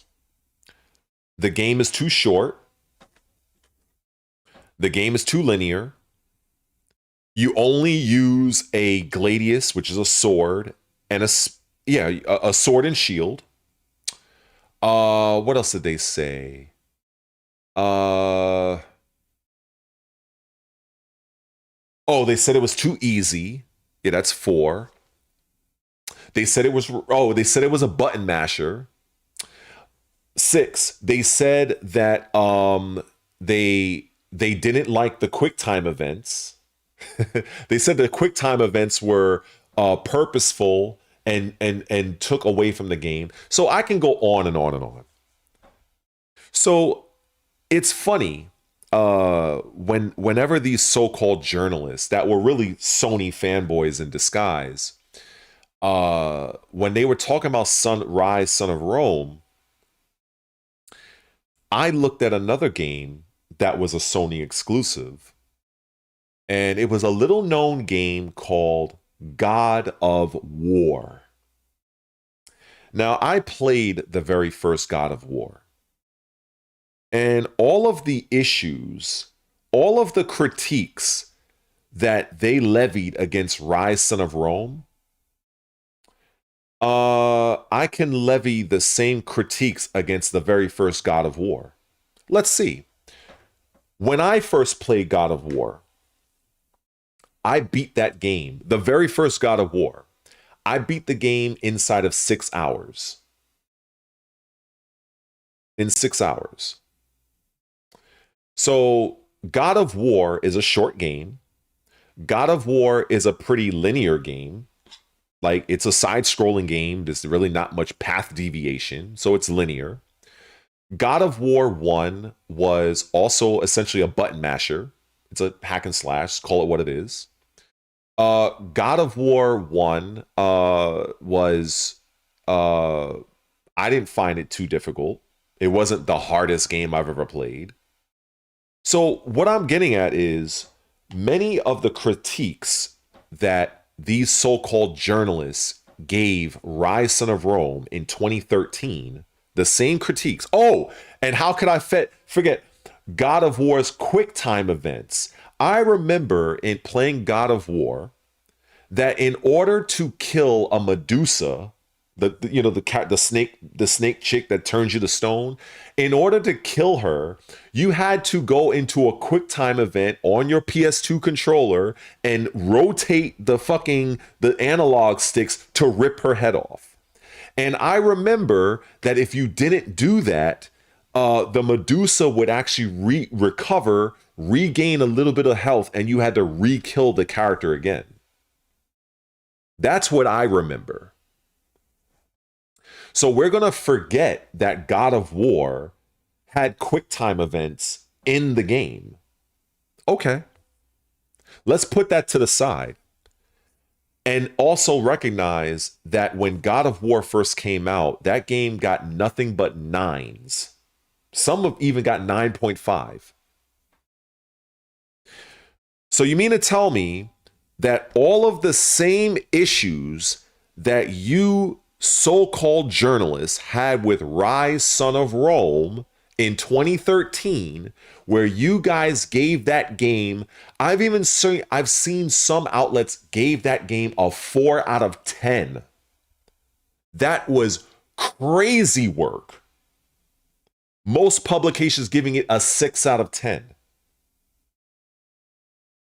So all of the issues that these people had with Rise, Son of Rome, from button mashing, linear gameplay, the game being short, the game not being difficult, the game being repetitive, all of these same issues, the very first God of War for PlayStation had the same fucking things, but that game got nothing but 9s and basically 9.5s. And it was the first game in the franchise that would later become a franchise, right?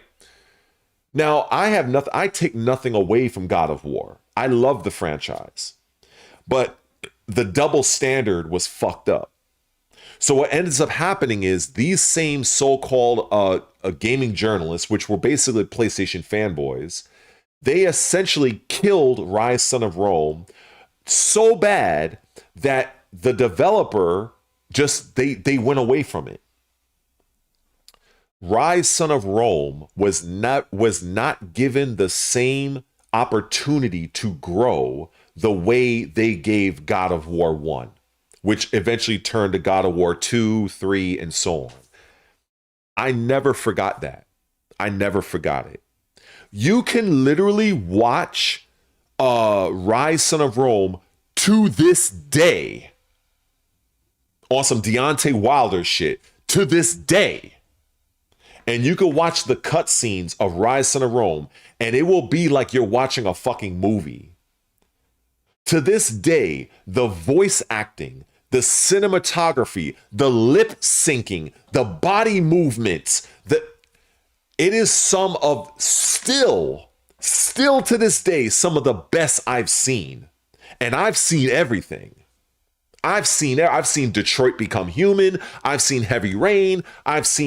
You name it, I've watched it. Even if I don't own it, I make sure to watch the shit. And Rise Son of Rome, their cutscenes was some of the best. But yet and still, these fucking journalists had the nerve to give the game a fucking 4 and 6. And the only reason why they did that is because they wanted Xbox to fail so bad. Because at that same time, you know what the key title, launch title for PlayStation 4 was? Marvel Ultimate Alliance, which I enjoyed. It was a fun game. But their heavy mover was Resistance Fall of Man. A solid game. I will say that. I will say I enjoyed Resistance. In fact, I'm bothered that Sony went away from that franchise. I actually enjoyed that game. Resistance Fall of Man was a solid game. It was a first-person adventure shooter style game. They came out with a second game. I heard some criticisms about it, but I do feel that they should have had more faith in that franchise, as well as another franchise, Siphon Filter. That was something I really enjoyed. But for whatever reason, Sony never really pushed forward with it. But ultimately, when it came to launch titles, Rise Son of Rome on the Xbox One was receiving so much attention. It was such a phenomenal looking game. It ran very well from a frame rate standpoint. And it's just hilarious to me that people that were to be critical of that game, I beat Rise Son of Rome in my first playthrough. It was a little over 10 hours. Now, remember I said the first time I played God of War, the first game, I did it under 6. It was like 5 hours and 40 something minutes or something like that. Still a great game. See, now I don't want people to misconstrue what I'm saying. I'm not saying anything bad about God of War. I love God of War. It's the hypocrisy and the double standard that many of these so-called game journalists, who, when you're a journalist, you should have some degree of impartiality. A lot of these people did not, especially back then. All they wanted to do was shit on Microsoft. And I seen it with every game. I seen it with every single exclusive that came out from Microsoft was shat on. Like, wholeheartedly. Like, there was another game that I found that I really liked. It was and I'm not going to spend too much time on it, but it was a game called Quantum Break. And that was another game that I found was very good. But if you were to believe the word of all of these so-called gaming journalists, you would think that Quantum Break was like the worst game ever created. It was, and that's when I started to really break away from a lot of these publications at that time. I was like, yo, these guys are full of shit. Like, I get it, you know, if it's not your cup of tea, that's fine. But let's not let's be honest here. The game is nowhere near as bad as they're making it out to be. And it was just very disingenuous. It was very disingenuous. And I'm just not a fan. I'm just not a fan of the lies and the bullshit. I'm just not. And it was just something that I found was just I just didn't like it. So you know what I'm going to do? I'm going to play one of my favorite scenes from Rise, Son of Rome. And I want you guys to watch this. I want you to listen to this. I want you to feel it. Now, I'm taking a risk because you guys can literally say, oh, this shit is trash, da da da. But that's fine. I've seen everything. I've watched the cutscenes of Ghosts of Tsushima. You name it, I've watched it. Just because I don't have a PlayStation doesn't mean that I'm not looking. Like, I watch, and shit is impressive. But if we're going back to 2013, a fucking launch title, it's important for you guys to know the truth. And in fact, I really enjoy this because every time I have an opportunity to really show this, in fact, I want to show two. Let me see. Let me go and let me change the camera angle. This is why I think I need a stream deck. If any of you guys want to, you know, I'm going to put this out there. Fuck it. They say closed mouths don't get fed. I will say maybe I should do a GoFundMe or something. And I know Black Friday is coming up. If you guys, I would say if I get any super chats, if I get any donations, like $5 or $10, something like that, leading up to Black Friday, I think I'm gonna look to picking up a stream deck, because I see so many ways when people can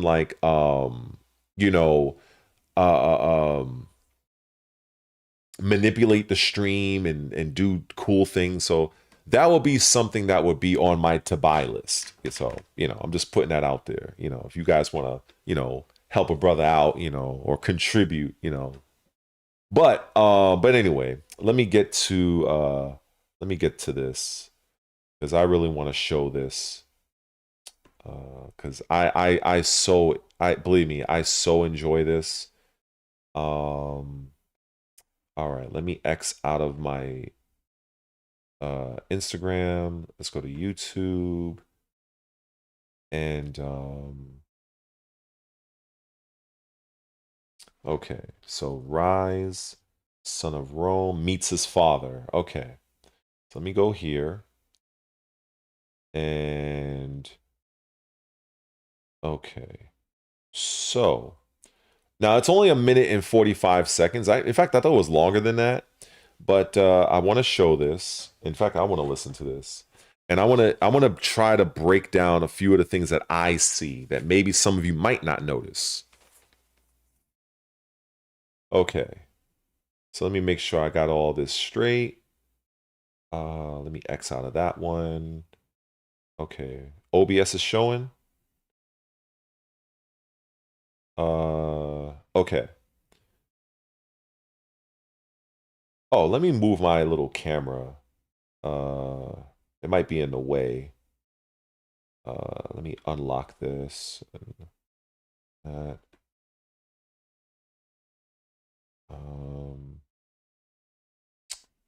Wait a second.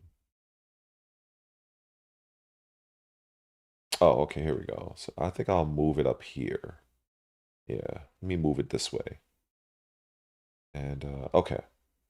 So I think that's a good spot to have it. I hope so. We'll see. All right, here we go. Now, I'm just gonna play it, and so yeah.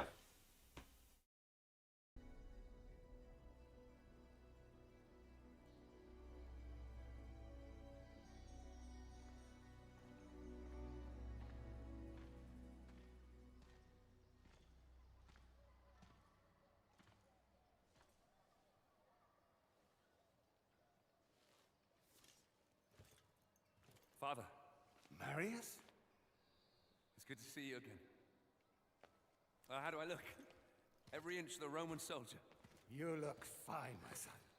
Welcome home. Welcome home. Do you know where you're to be posted? Alexandria. Ah, Alexandria. That's a quiet province. Your mother will be pleased. I didn't join the army to bask in the sun, Father. I want to fight, like you did for the Empire. All in good time, my son. All in good time. Remember, not all your enemies will be found on the battlefield. Father? Marius!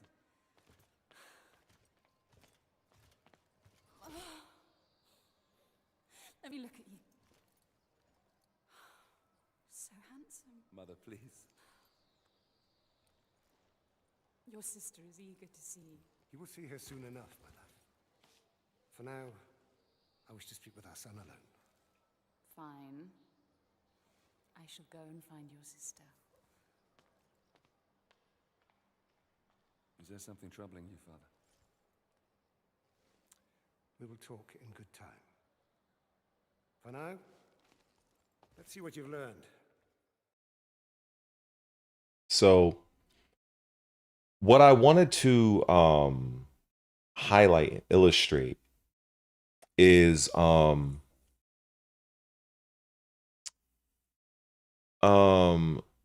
you know, just the way the camera sweeps in, the way they're inflicting or their voice inflection, like it to me, looking at this was a 2013 launch title, and it's just the way it, oh man, it is one of the best cutscene, like just what they're offering, what they're showing, just the emotion, it's just amazing. So I'm going to go and we're gonna play some more. Fuck that, because I love this game. So let's see. Let me go to when. Okay, Rise. Marius' father is death. Yeah. Okay. Now this is 8 minutes. I think. Okay, this is the whole thing. Okay, good. In fact, this is what I wanted to show. So this is the whole thing, actually. So this first part taught me that we are fated by the gods, but that we alone choose our path. You were fated to be an emperor, and I, a soldier. My father's sense of honor drove him to follow a path that served the people. But what drove us to take the paths we did? What made us the men that we are today? My story begins some 10 years past.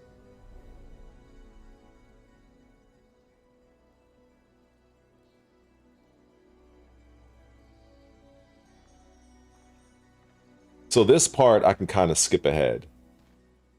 Yes, I can kind of skip ahead this part. So let me skip past this. Here we go. For now, all right. let's see what you've learned. It's a sad but proud day. The day a son first meets his father. You may have mastered the sword, but never rush to meet the world with it drawn. Always come open-handed first. See how lifelike they are? I've heard rumors there is great unrest in Rome. Yes, these are dangerous times we live in. This election could change everything.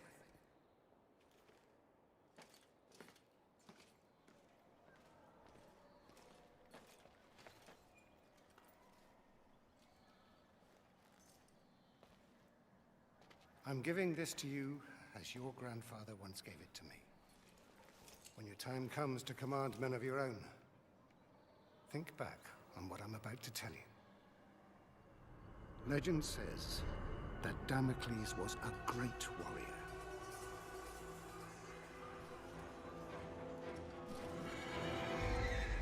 A revered leader in a vast army.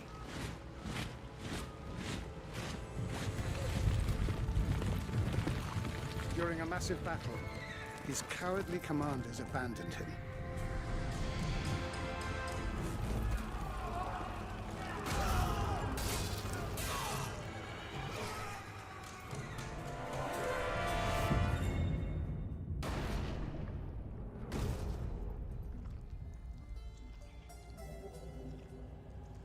When the slain Damocles arrived in the underworld, Nemesis, the goddess of revenge, was enraged at how the brave hero had been treated.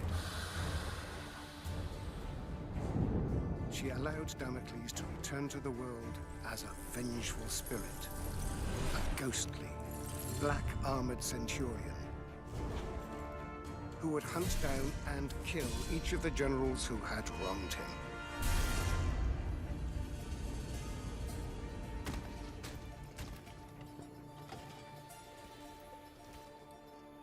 To this day, many commanders carry a dagger with the image of Damocles on the scabbard. This dagger reminds them to always look after their men, or risk the Black Centurion returning from the dead to avenge their selfish mistakes.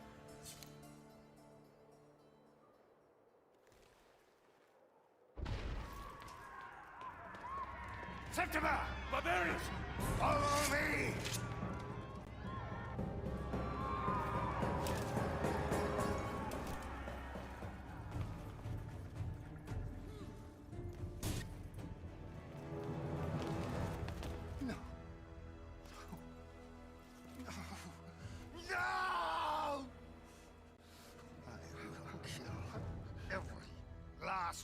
One of you!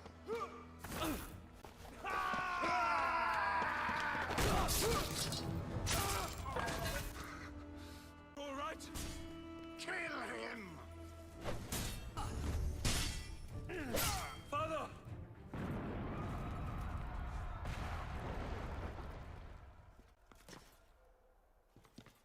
Listen, they mean to kill us, Marius. We must get to the Senate House to save my people!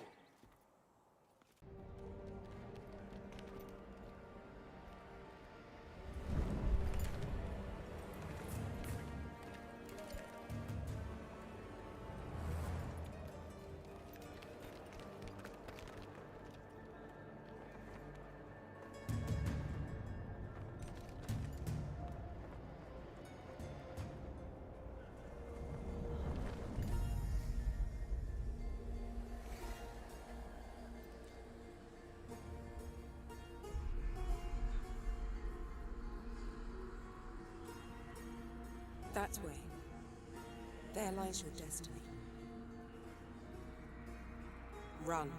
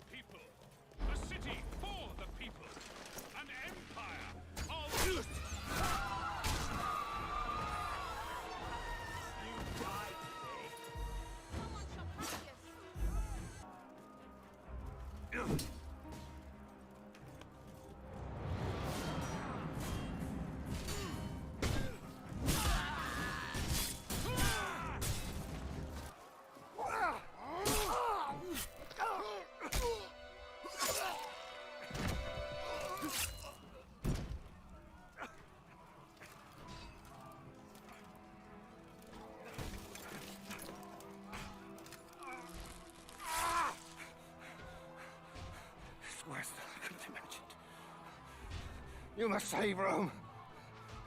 Save it from... Save it from there. You bastards! You murdering barbarian bastards! I will do as you bid, Father. I will save Rome from them. I'll spill their blood. I'm Commander Battalion of the 14th. I fought with your father. If it's blood you want, I promise I will give you as much as you can handle. You were the second, aren't you? Yes, sir. Not anymore. Welcome to the 14th, lad.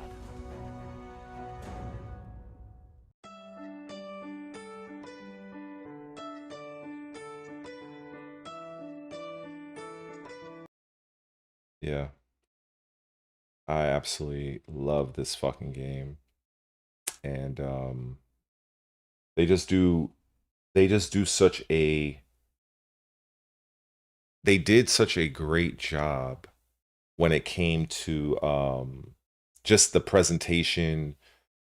Now mind you, of course, we're in 2025, so of course, you know, my memory of it is very different than somebody who's never seen it before and they're comparing it to shit that they've seen now.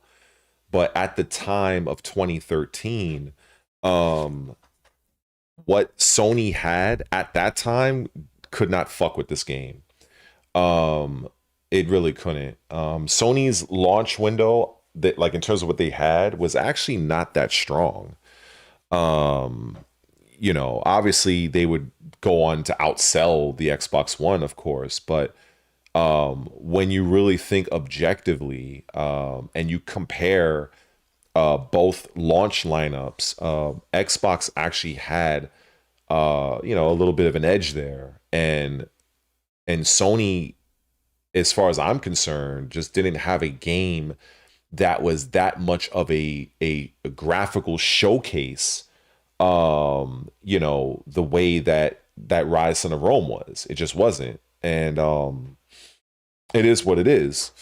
But unfortunately, you had a bunch of people, the so-called gaming journalists, that actually had the nerve to give this game a 4, which is absolutely ridiculous. I never, like, when I saw that, I'm like, fine, I can get it. Like, it may not be your cup of tea, but it's like, that game is way above a 4. Like, that's ridiculous. And all of the issues, all of the criticisms, you know, all of the criticisms of the game, you can trace those same critiques back to the very first God of War.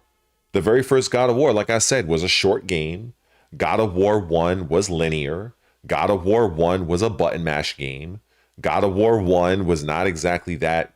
You know, it was what it was, and it was allowed to grow. It was allowed. It wasn't getting completely bombarded with review after review after review saying the game is horrible. And then all of the issues stemming from the QuickTime events. Well, God of War 1 had QuickTime events. In fact, you had a QuickTime event when you killed a Medusa, when you killed a Cyclops, when you killed, I think, even a Harpy. Like, you had a QuickTime event. And that's and it's funny to me that the way Rise Son of Rome handled it, you didn't have to do a QuickTime event. You didn't have to do it. If you just wanted to cut your enemy down, you can just do that. Now, the way Rise Son of Rome did it was, you can have a bonus to your health, your attack strength, or your there was like a kind of like a super ultra mode you can enter, where it's kind of like a bullet time effect, and you can decide which type of kill you want to utilize for that particular perk. So let's say if you're low on health in Rise Son of Rome, if you wanted a health buff, you would just do the corresponding kill on the enemy to get that buff. If you didn't need health, but you wanted, say, I don't know, something else, you would do that corresponding kill. But you by far didn't have to do any. You could just kill the enemy and that was it. So that was never explained by these journalists. The way they made it sound was you had to do this, no questions asked. And as somebody who played the game, I was like, I'm reading this article and I'm like, why are they lying? Why are they lying? And then they want to say, well, the only weapon that you have was a sword and a shield. And I'm like, oh, that's funny. Last I remembered that when you are a Roman soldier, that's kind of what you fucking used, was a gladius and a shield. That's kind of what, that was kind of the meta back then. I mean, you had a few instances where, you know, you had a spear, but then again, at least allow the game to breathe and have a goddamn sequel so that we can add certain things like that. But because there was such a massive campaign against this game, a sequel was never given the opportunity. Like, the journalists single-handedly killed that game. And I will never forget it. I'm still upset and salty talking about it 12 years later. Like, it was just because I can only imagine how it could have evolved. And it's funny, if you look at God of War, if you look at the type of gameplay style God of War Ragnarok decided to go on, it looks like fucking Rise Son of Rome.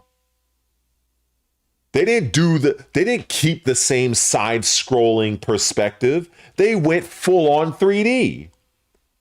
Oh, I wonder who did that first. Oh, right, it was that little Rise Son of Rome game that everybody shat on back then, but then Santa Monica Studios wanted to go in that same direction. It's like, it's just, when I see shit like that, it really upsets me. Because it was 100% a double standard. 100% double standard. Like, the minute I saw that new God of War with Kratos, my immediate, I think it was in 2018, I think that's when the game came out. My immediate thought was, wow, this looks like Rise Son of Rome. The zoomed in camera angle, like, it literally looked like Rise Son of Rome.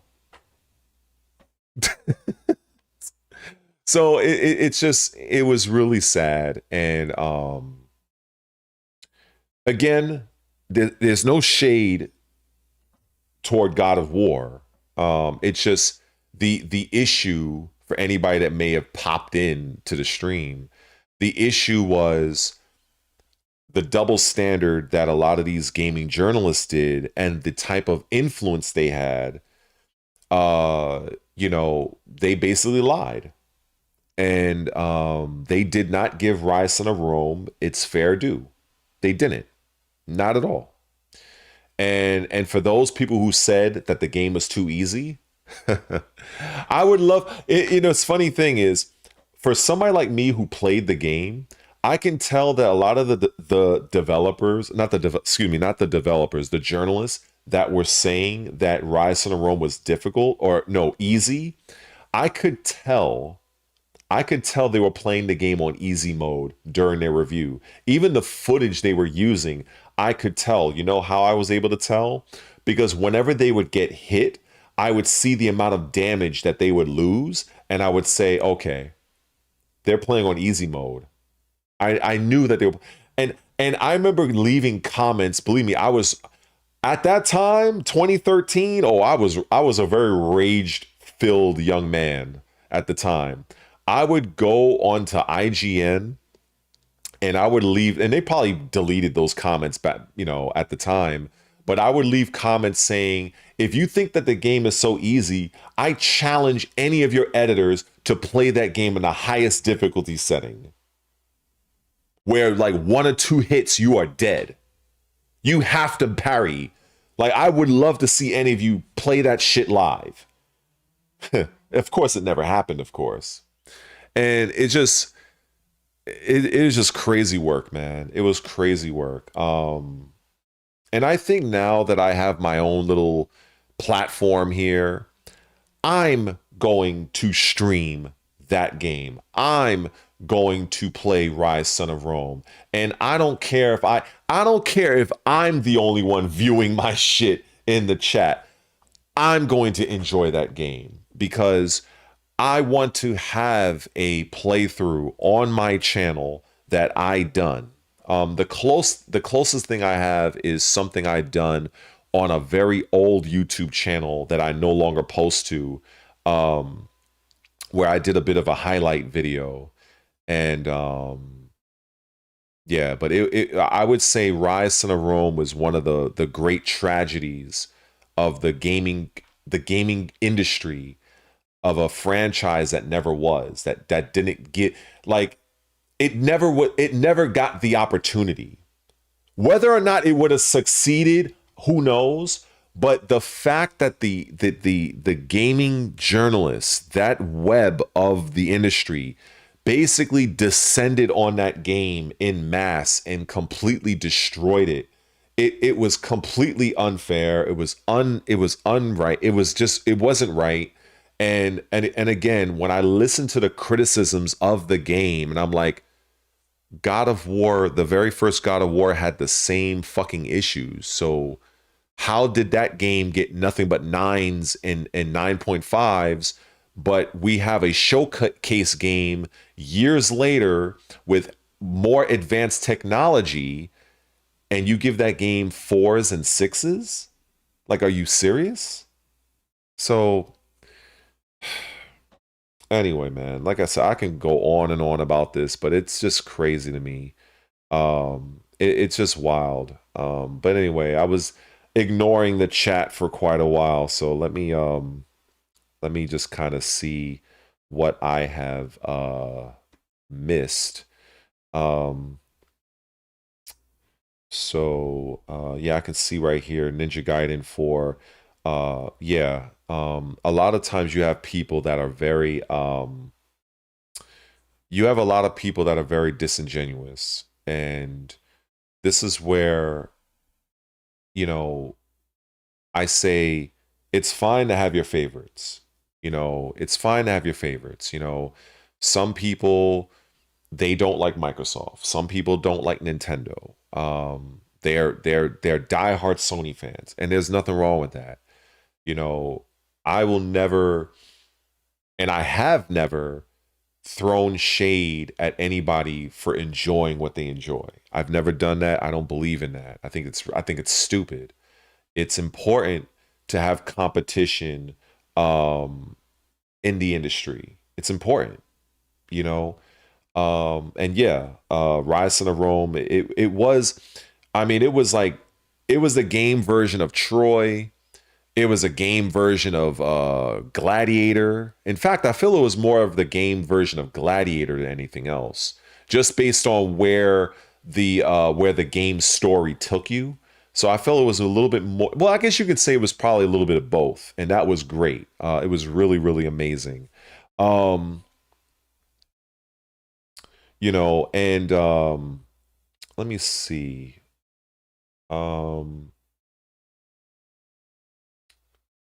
Yeah, like, you know, I just feel like if people, there are so many games that I feel people may have missed out on, not just because they may not have had the console, but because they were heavily influenced by reviewers that really just leaned into the game. Like, this is where I say in 2026 and beyond, hopefully, if I were to kind of get my platforms to a point where I can do game reviews and things like that, the one thing I can say is that I will never shill, and I will always give my honest thoughts.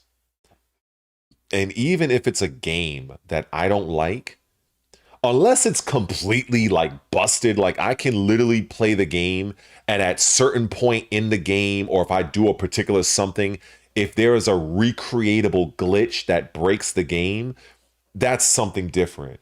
But if it's just like, maybe it's not my cup of tea, I'm not going to put the game down just because I didn't like it. What I don't like, you might like. And I don't think that that is something that we see in today's reviews. It's very few reviewers that are legitimate that would give an honest critique on something. And even if it's not their cup of tea, maybe they don't like the genre, but it's like they will point out the things that they personally liked, and they'll point out the things that they didn't like. But they would say, look, hey, you know what? This is not my style of game. It's not really my cup of tea. This is what I liked. But you know something? I do feel it's worth a chance. If you are a fan of the genre, or you're a fan of such and such, let me give you a good example of this. There is a subscriber that I have, you know, great, you know, I would say a pretty nice person, Jules. I believe she's in the chat still, I believe. And her, along with another guy named Alvin, he's usually kind of in the chat quite often. So the two of them, and maybe somebody else, I'm probably, but Alvin and Jules, they kind of had a they kept talking about this Digimon game, this Stranger Shore or something like that. And it's like a role-playing game, but it's Digimon.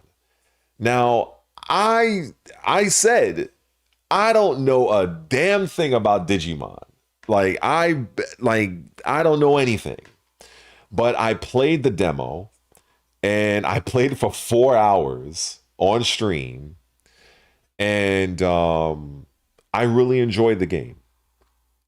And I think on how I would have reviewed a game like that, and basically what I had just said just now, I would have applied that principle to the Digimon game. And as somebody who loves role-playing games, who loves action adventure, like, and stealth, those are my style of games. Just because I am not familiar with Digimon, like the anime and that shit, I'm judging the Digimon game, the demo I played, on its merits as a role-playing game. And as a role-playing game, I enjoyed it. The game worked well. I liked how snappy everything felt. The gameplay was fun. As a demo, I enjoyed the gameplay loop. There was a lot of options in combat. And I would basically say that if you don't know about Digimon, that's fine. The difference would be is if you are familiar with the animation, there would be certain callbacks that, you know, would resonate with you. You know, like you would know some of the creatures, you would probably get some of the inside jokes, you would know some of the characters. But if you were like me and had no idea about Digimon, like I don't know the characters, I don't know the monsters, I don't know any of that shit, but I was still able to play the game, and I enjoyed the game for what it was. I would just say that if you are a fan of Digimon, I think you would love this game. But if you are not somebody who is familiar with the anime and the story and whatnot, I think that if you are a fan of role-playing games in general, I think that this is worth your attention. That's how I would kind of navigate that. Because during my playthrough in that game, I didn't encounter no issues. I didn't encounter no glitches. The game never crashed. I didn't have any slowdown issues. I feel like things in the game was pretty well explained, especially for somebody like me who has no fucking idea about what Digimon is really all about. I always thought it was kind of like an offshoot of Pokemon, but I enjoyed it. And but a lot of times you're not going to see reviewers like that, you know, at least I don't. A lot of times it's like they're basing their review mainly off of if they don't like the game. They're not really being fair in saying, hey, it's not really my cup of tea, but if you are a fan of the franchise, if you're a fan of this, like this might be, like I don't see many people do that. And I'm just not a fan of that. I'm just not a fan of that. You know, I just don't think that's pretty cool, in my opinion. How long have I been yapping for anyway? Almost, actually, wow. It's only been 2.5 hours? Okay, well. I thought I was yapping a little bit longer than I thought. I guess not. That's fine. That is totally fine. But yeah, you know, I would say Digimon, it was an enjoyable game. I would say that. It was definitely an enjoyable game. I enjoyed it. I would actually play through it again. If I had the money to spare, I'd probably even pick it up. There was another game that I played that was kind of like an animation style. It was a demo. I didn't get very far in it, but I was pretty impressed early on. I think it was a One Piece game. It was a One Piece. Now, I don't really know much about the animation, but it was a One Piece third-person adventure type open world game.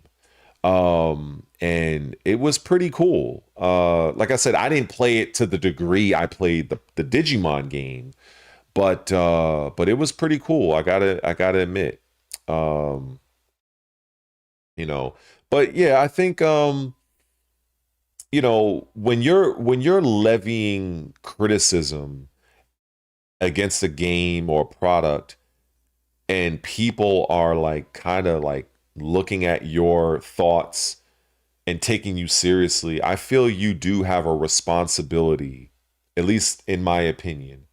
I feel you do have a responsibility to be as detailed and as impartial as you can be. That's just what I believe in. Like for instance, I can talk shit about Tekken 8 all day. I think many of us, I think many of you guys in the chat already know this. But if I'm giving my honest critique, I'm not a fan of Tekken 8. However, if I'm judging it based off of just the game itself, I haven't had issues where the game crashed. You know, if I'm playing through the game, the sound effects are really strong. I feel that the character models are very well animated. The clothing effects are really good. It doesn't look like they're just painted on the character. The story mode is very, very engaging. They definitely put a lot of work into the story mode.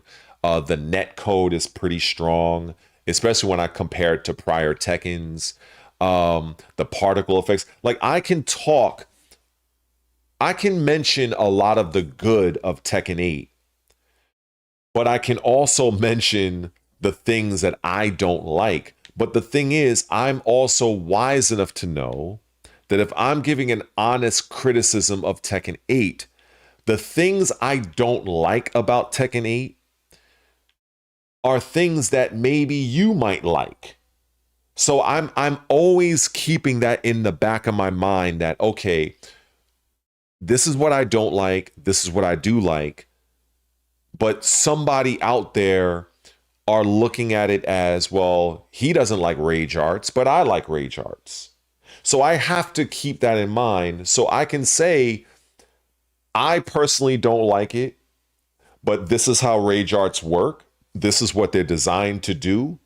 You might actually feel different, and this might resonate with you more than it does me. But on the surface, on the whole, I do believe that Tekken 8, as an overall product, I believe that it is a strong product.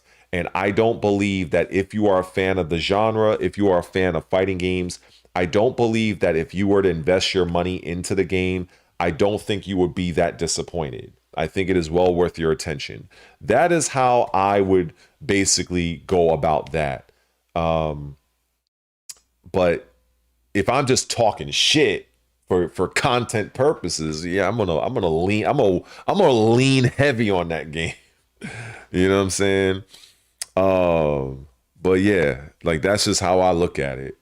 So that's why hopefully one day I'll be in that position to like play through a game, and maybe I'll have a few thousand people watching a live stream, and or however many people, and you know, they actually value my thoughts, and it would be something I would really take seriously, because I'm like, shit, like there are people that would literally buy or not buy this game based on what I have to say. That's a, like, people don't think of it, but that's a lot of responsibility. That's a lot of responsibility, because you know what could potentially happen is you can say the game is X, Y, and Z, but then that particular subscriber or member or whomever will come back and be like, you know, you really were hard on this game, but it wasn't nowhere near as bad as you made it out to be. And then bam, now you know, you lost a lot of respect. You know what I'm saying? You know what I should do, Mike? Since you keep asking this, I should literally record a soundbite, and I should have it as like one of those emotes on Twitch, to where like for like 100 channel points that you like, you know, you get like channel points over time. You can like literally activate this shit, and it'll literally have me say, "Sure you can," you know. So yeah, it'd be, you know, that's one of the little silly benefits of Twitch. So you can do little silly shit like that. Oh man, it's hilarious. Oh boy. And you know what I wanted to do? I wanted to talk about something that was very surprising that I didn't realize. There was this game, and I gotta admit, I actually was kind of enjoying it. I know some people probably gonna say it was trash. Some people probably don't even know it even exists. So on Game Pass, in fact, you know what? Why don't I just play the shit? Yeah. Yeah, let me just do that. I have to like set up the remote thing again. And that's even assuming anyway, sometimes when I'm using my Xbox remotely and I'm screen capturing the Xbox app, some games don't work well. Like for instance, Ninja Gaiden 4 just didn't work until I started the game. Like I got to the options menu and then I streamed it remotely. But if I were to stream it remotely, it like the controller inputs wouldn't recognize. So I'm glad I found a workaround, but there are some games that you have to, if you're gonna play it through Xbox, you have to go through the Xbox PC version. It's kind of weird, but I know for a fact that Ninja Gaiden 4 and Doom the Dark Ages, I had to do that. I had to start the game. You know what? When you're at the title screen and it says push any button to start, I have to do that first, and then I can screen record, which is what I'm doing right now. So I don't know why it's like that. It might be just the way how some games operate. But yeah. So anyway, let me share this. Where's hold on, let's go here. I think it's game capture. Right? See, if I had a stream deck, this would be easy. Oh, I think so. Who asked what was a stream deck? I think somebody made that comment, right? That was a while ago. Let's see. Who put that? Let me see. I'm scrolling through the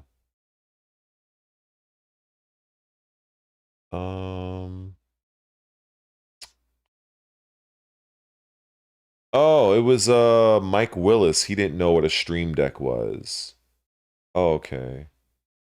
Yeah, so a stream deck is like this little device that allows you to it's a very customizable device that has several buttons on its face. It's kind of like a cell phone in a way where, you know, you have like these little buttons you can push and you can customize each button to do a specific thing. Whether it's to change a scene in your OBS, whether it's to highlight an article, whether it's to change a camera angle. There's a lot of things that you can do. You can even use it to play a game if that's what you want to do as well. So it's it's a highly customizable device. They're not cheap, of course, because it's made by I think it's made by Elgato, if I'm not mistaken, and they do have like third-party versions, but I would rather get the Elgato version just to kind of, you know, I don't know, just to have the quality. It's like me buying a controller. I rarely buy a third-party controller. I'm always trying to get like the official Xbox controller. So it would be like, you know, I already know the technology is Elgato, so I would try to get the Elgato Stream Deck. And then they have different versions. Some have less buttons. Like I know one, like the standard one has 15 buttons. So you can customize those buttons however way you see fit. And it's definitely something that it's a very good companion tool as a streamer. And since this is something I do take very seriously, I would get a lot of use out of it. Of course, I think it's like $100 something, or it might be a little bit more. I'm hoping that for Black Friday, it might be a little less.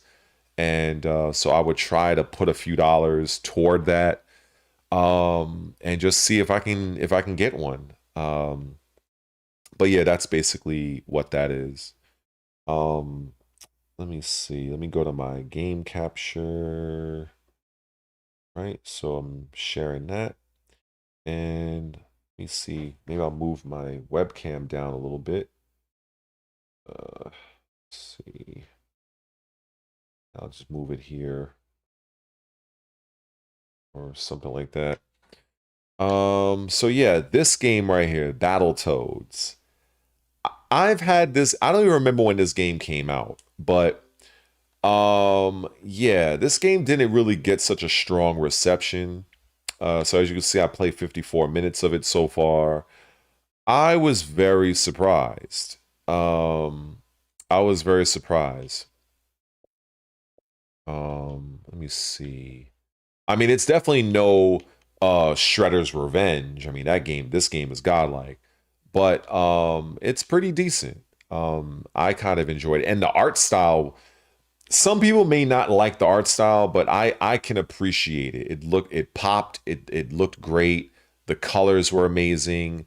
It was pretty solid, actually. I can't really complain too much. Oh, I gotta get up. So okay.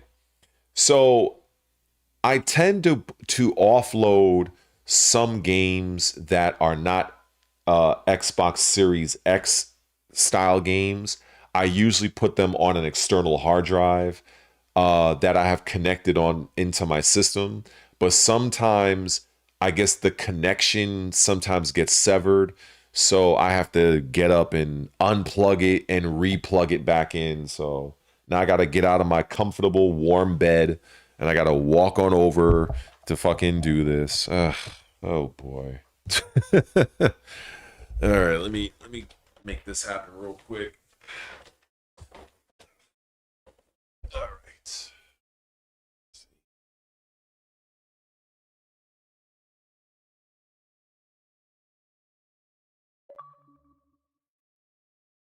All right.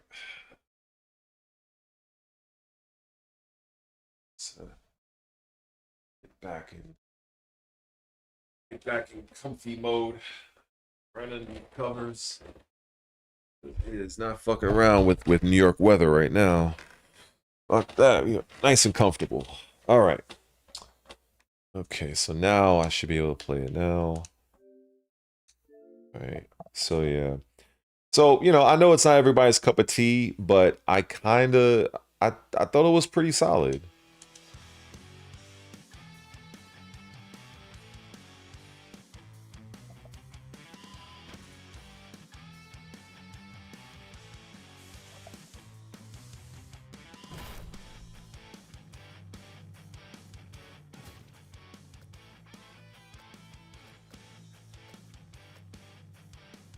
Let me see.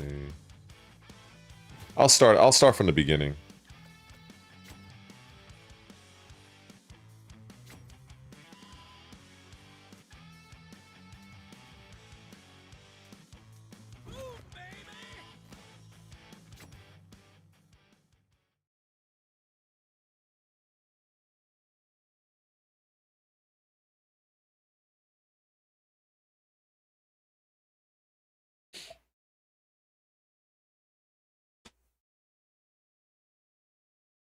Being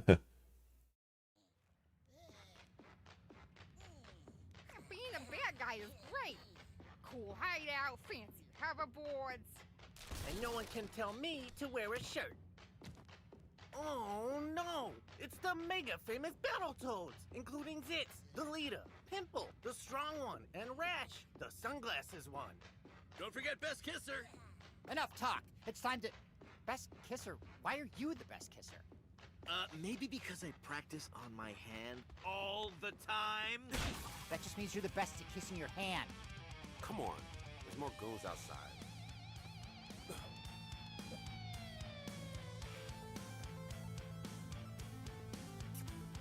Yeah.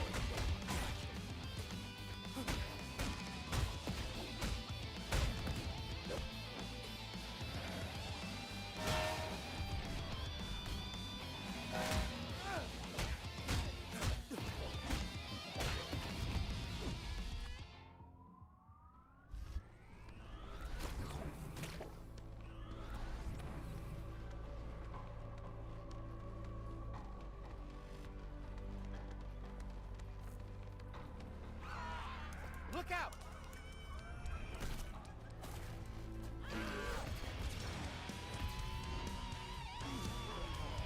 Join my gang or die.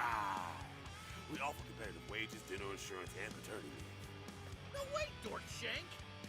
Then die!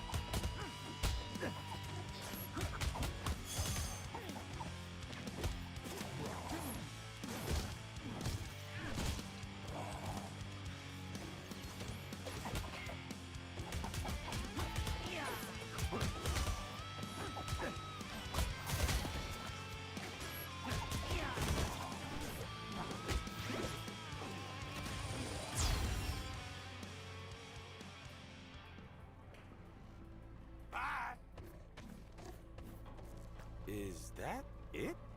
Guess so. Look, an instantly gratifying victory ceremony.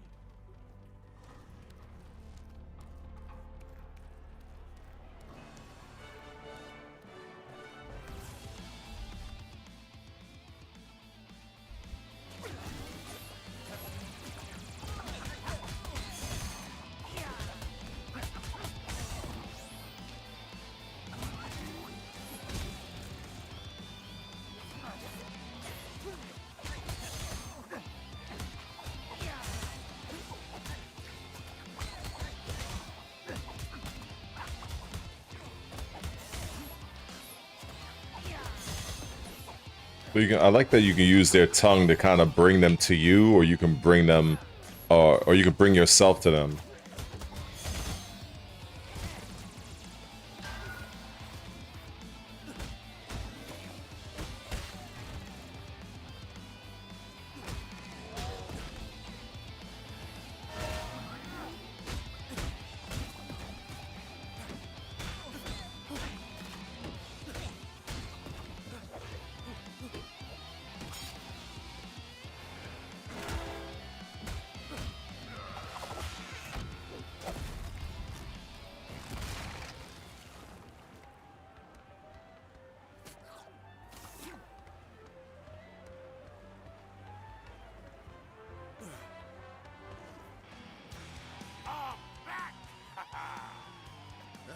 This bubblegum pig just won't quit.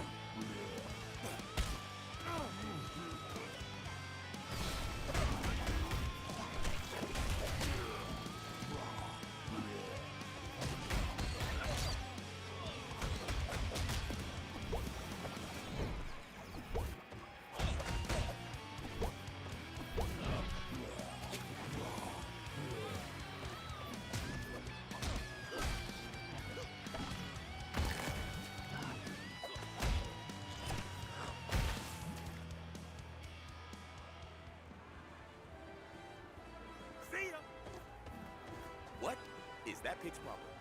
Besides punching too slowly. Nice one.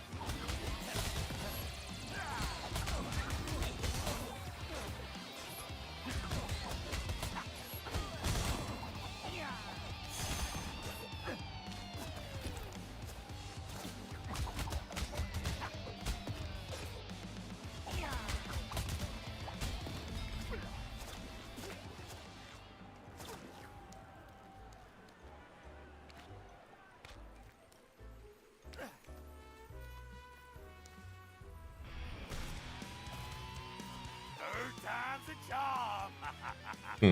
Give up, pork shank. There's 3 of us and only 1 of you. Oh yeah? Well, there's still 3 of us.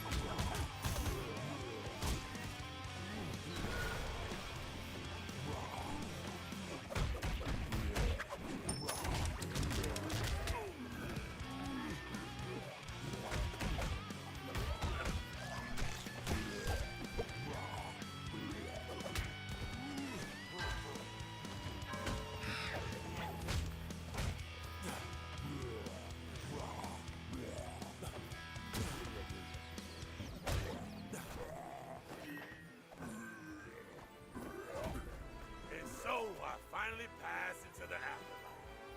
Wait, there's nothing here. Make the most of the time you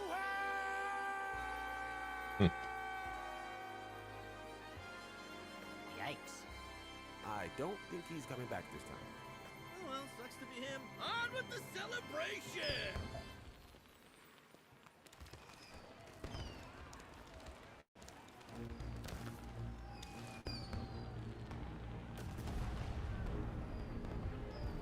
Now fly! I forgot we could fly loves us. Now we can fly. The universe revolves around the Battletoads! Chant with me! We are God! We are God! We are God! What the? Cody, come to work! There's friggin' frogs in here! Who is this guy? Hang tight, frogs. We're gonna get you out of that bunker. Bunker?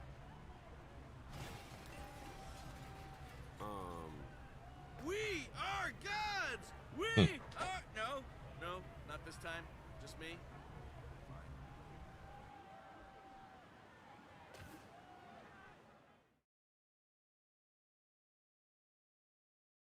That boy was executed. In lighter news, we've all heard of Toad in the Hole. But toads in a hole? Julie Saturn Rings has more. Thanks, Zerb. Sounds bizarre, but that's exactly what a local construction crew discovered this afternoon. Yeah, so we was digging, you know, for construction stuff, and I find this bunker with friggin' frogs trapped inside. And I mean, it stinks. So we checked the wiring, and these morons been in there for 26 years living a simulated fantasy life. Oh, wow. They stink. 26 years in a fantasy bunker? You'd have to be gullible not to figure that one out. So, frogs, how you feeling? Stupid? We're not frogs. We're toads. The Battletoads. We're famous superheroes. This just in. No, you're not. This has been Julie Saturn Rings asking, what are they going to do now?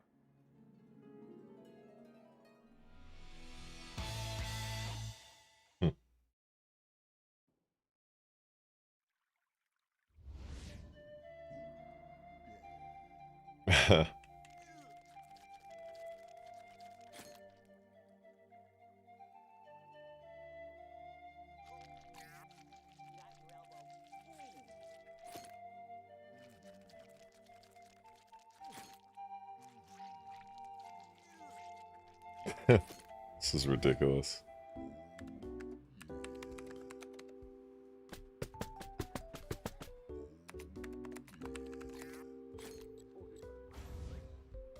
I thought the promotion was pretty much a guarantee at this point. Then we had that meeting about the email. Ugh.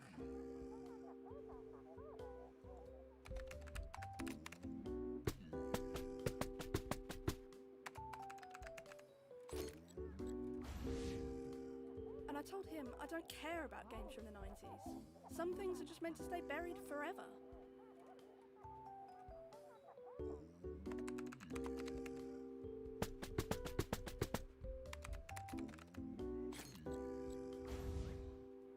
They just say, assume good intent.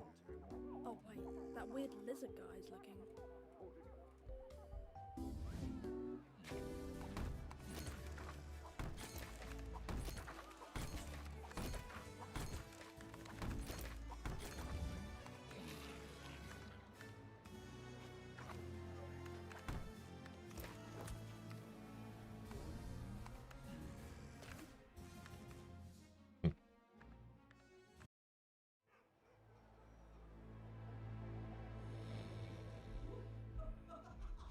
What?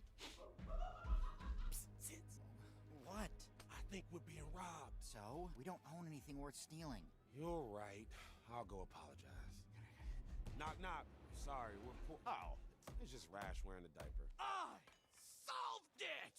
Solve what? Come in, brothers. Are we brothers? We never talk about it. Doesn't matter. Take a seat, I'll stand. No. You stand, I'll sit. Everyone stands. Listen, I've been up all night mimicking the methods of TV detectives. Tracking, triangulating, enhance, and I pinpointed the precise location of the Dark Queen. Could you pinpoint a dumpster and burn that diaper? This is the Dark Queen we're talking about, remember? She nearly destroyed the galaxy, I think, but we beat her up, which sent her and I want to say spinning into space, and we can do it again. Who's in? Zitz? Pimple, Zitz? Sorry, Rash. I'm a masseuse now. Yeah, this is Battletoads on Game Pass. We're moving on. Moving on to what? Our sink is busted? The pipes are frozen. There are trains. Bed inflated. What's up, man? No. We have good jobs and a roof over our heads. I'm not ready to get captured again. Well, I'm not ready to be irrelevant. I'm not ready to live my life as just another toad. But mostly, I'm not certain that I could.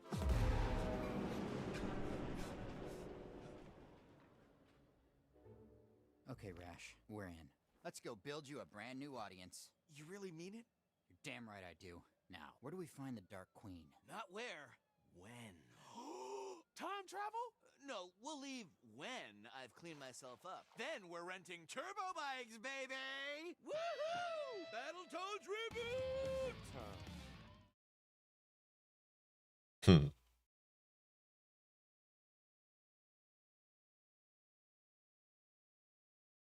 Battletoads was infamous for being one of the most difficult games in my time. And so yeah, this is kind of a reboot. But many people didn't like this game. But I don't know. I never tried it until like maybe 48 hours ago. And I was like, okay, it's different. I haven't gotten past this part yet though.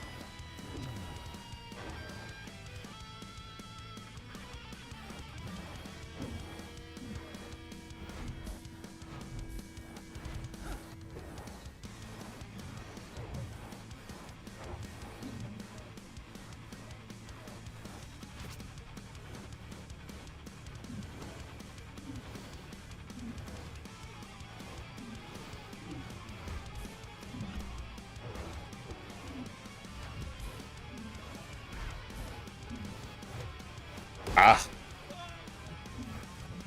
Oh shit.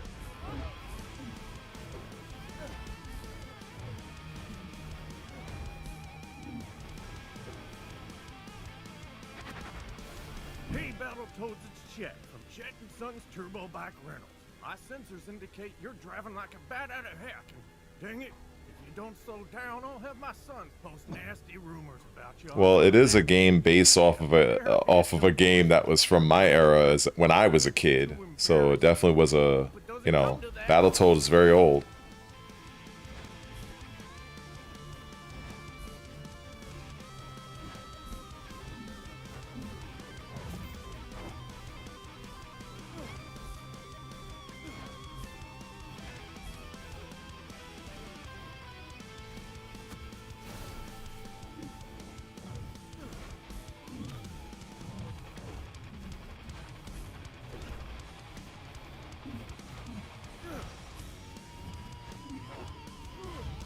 Ah, shit.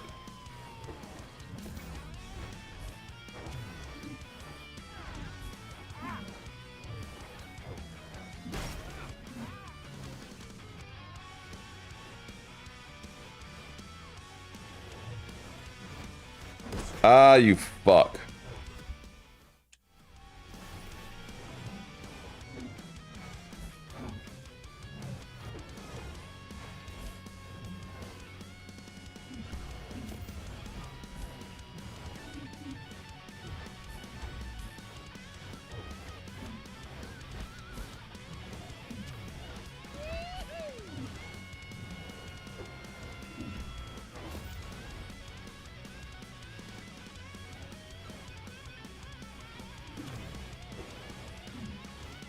Oh.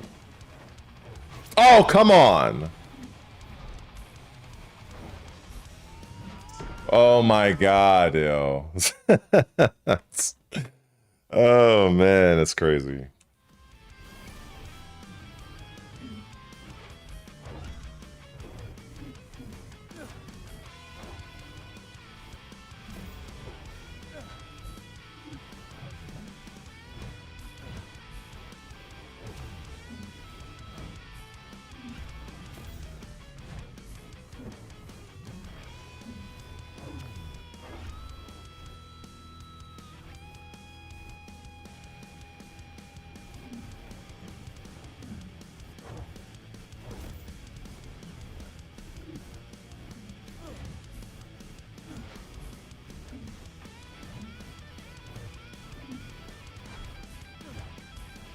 What?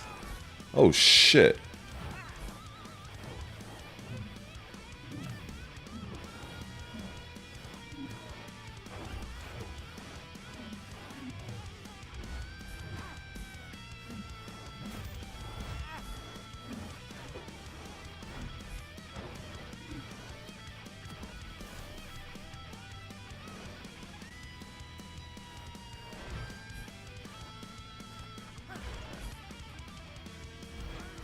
What? Bruh. Come on. Jesus Christ. There's more? I warned you, Toad. Now my beautiful boys are spreading all sorts of lies about you until you return my backs. This is my business model. He sounds pretty annoyed. You know what they say. Don't trust obviously unstable anthropomorphic toads? Bingo. Oh god, there's more?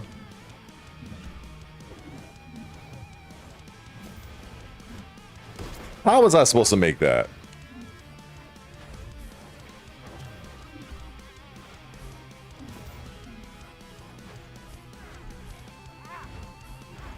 Oh. Oh my god, I got completely destroyed. Yeah, I got completely destroyed. This is actually the furthest I've gone so far.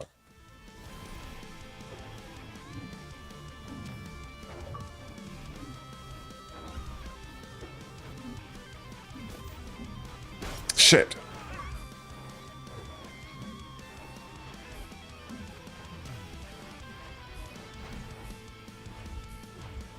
Ah.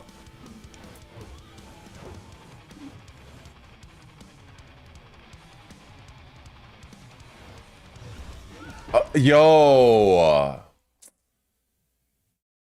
Oh my goodness.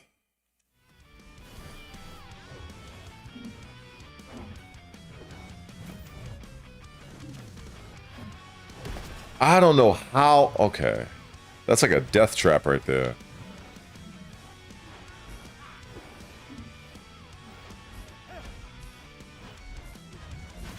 Shoot.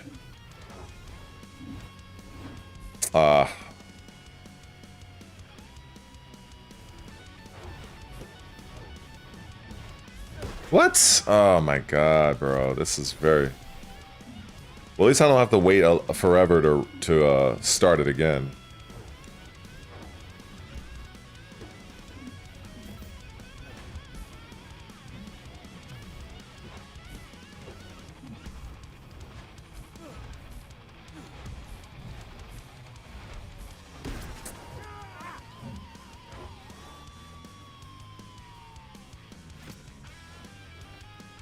What? I got hit with that?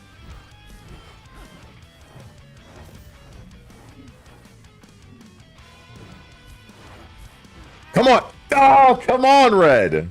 That.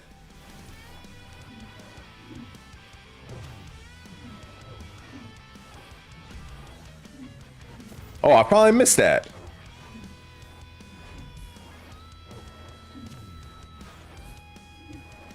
All right, good start. It's my best start so far. Come on, I couldn't make that.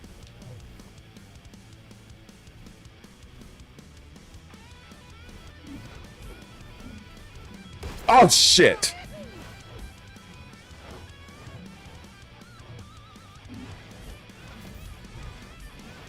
Shit. Are you serious? Oh, this is wild. Oh, there's more? Come on. Come on, baby. Come on. Come on!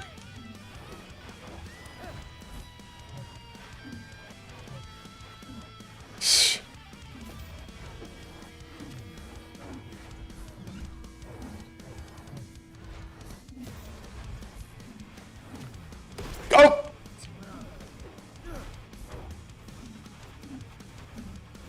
Oh, fuck you! Shit. Fuck. Oh, god damn it. I might as well just fucking restart the shit. God damn.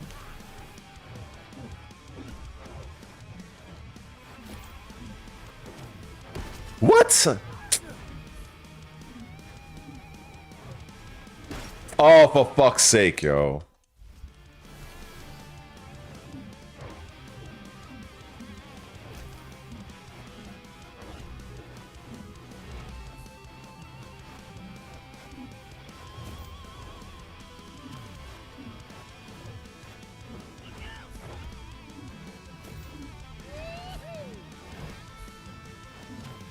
Damn! Fuck. Ah, I couldn't clear it. Shit.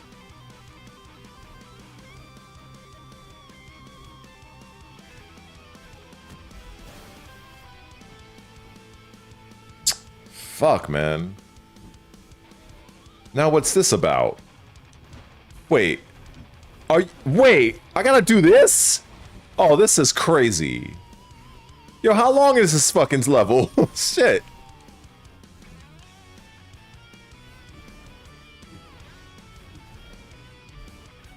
Oh my god, are you serious?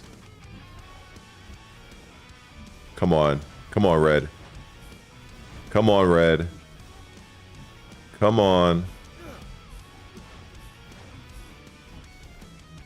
Come on. No! Oh, fuck you! Oh, who the fuck is gonna make that?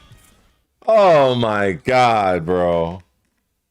Oh my god. This is crazy. Okay. This is wild. This is wild.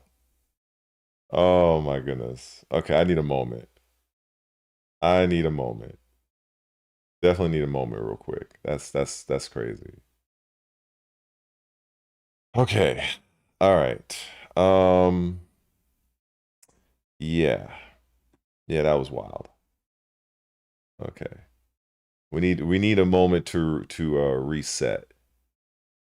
Yeah. All right. Let me see something. In fact, let me send this to somebody. Hold on. Shit, this is like its own suffering. All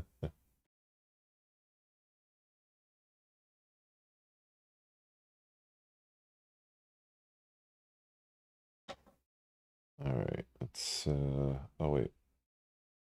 I'll do it this one. Up. Finish. Okay. And let's get back to this. And let's get back to, all right.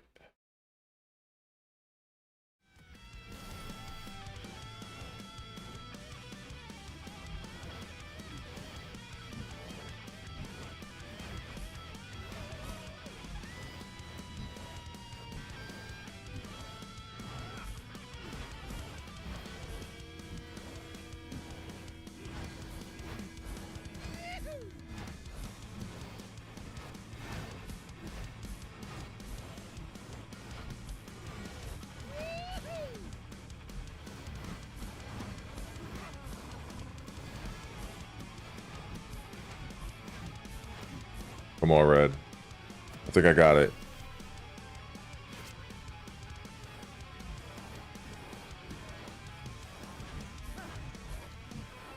Fuck.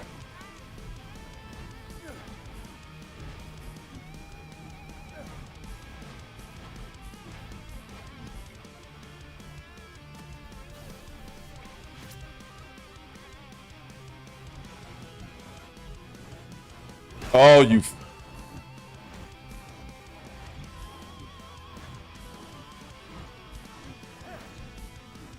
Shit!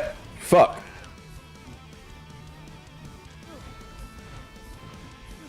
Come on. Alright, please let this be it. Jesus Christ. I made my sons delete their posts. The truth is, my business is failing, and if you destroy those turbo bucks, I'm ruined. My sons were too beautiful to learn a real trade. Please, return my bikes. This is Chet from Chet & Sons. What's he so worried about? The bikes look literally the same as when we started this journey. Oh, thank God. Oh my lord, yo. That was like, damn. I had to work for that one.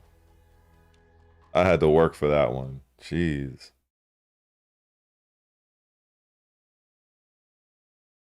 All right.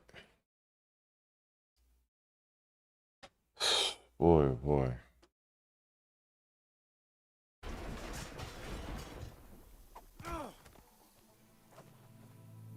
Five missed messages. I'll listen to them later. What is this place? Looks like the Queen is hiding in an abandoned theme park. Be careful. It's been years since our last tetanus shot.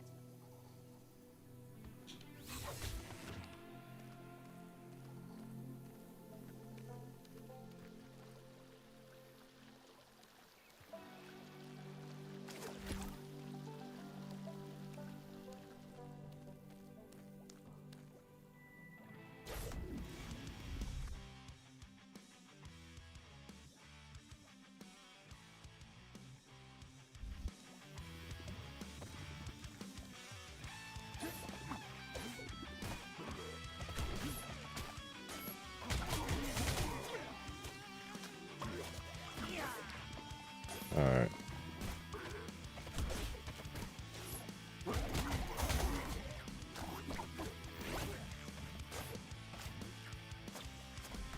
Oh, okay.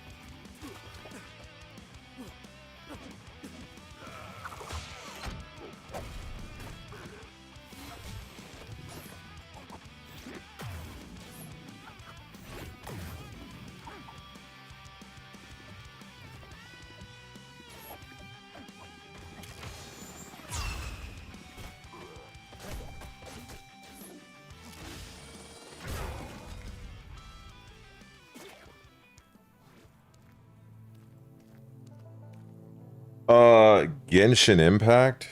I think it's on my Game Pass. If I'm not mistaken. At least I think it is. I know, I think I've seen this shit before. Would it be under... Oh, they got... What? They got Pigeon Simulator? Bruh, they making simulators for everything these days. Day one releases. I know I've seen that before. Genshin Impact.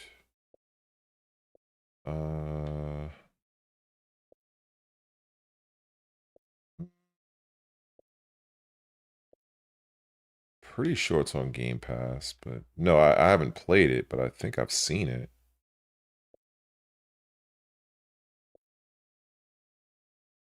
Oh, it's a free-to-play game. Oh, that's why. Nope.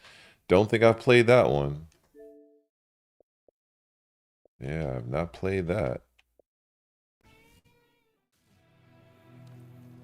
I heard about it. It's pretty popular.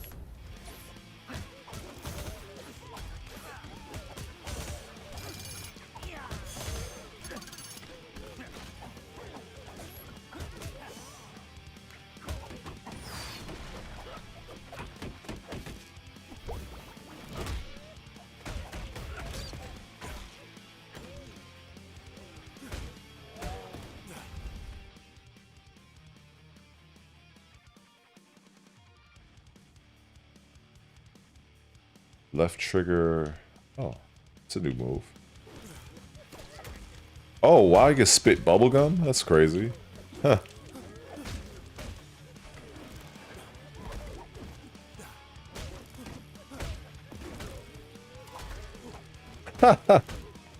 That's different.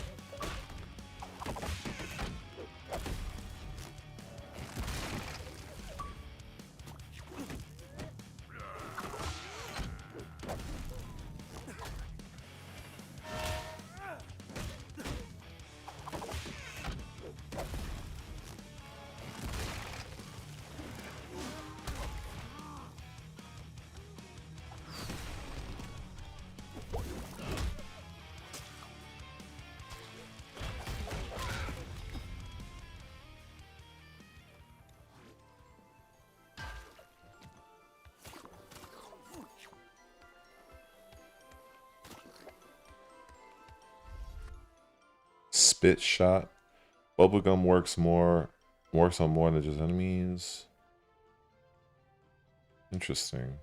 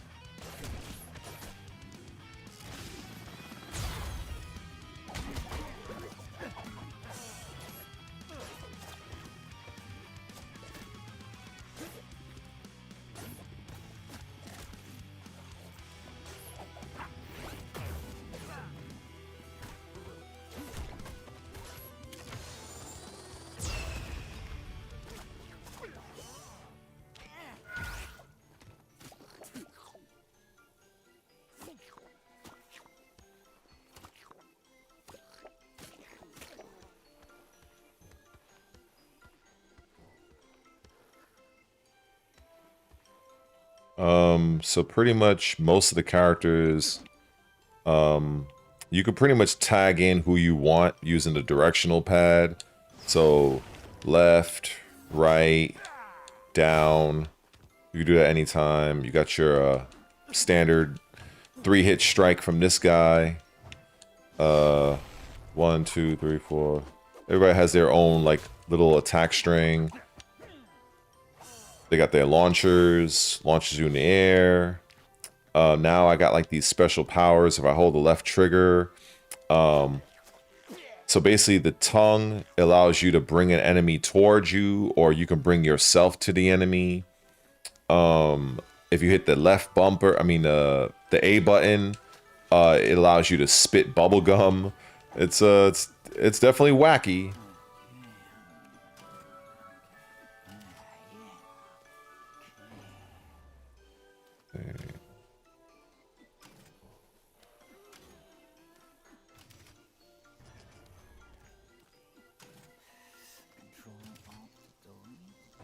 Oh, I see what I gotta do. Let's see. Nope.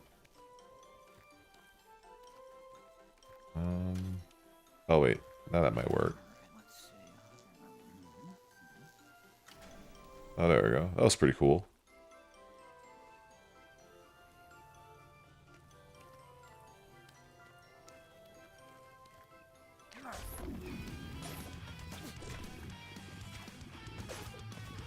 Yeah, these guys, I gotta wait for them to charge.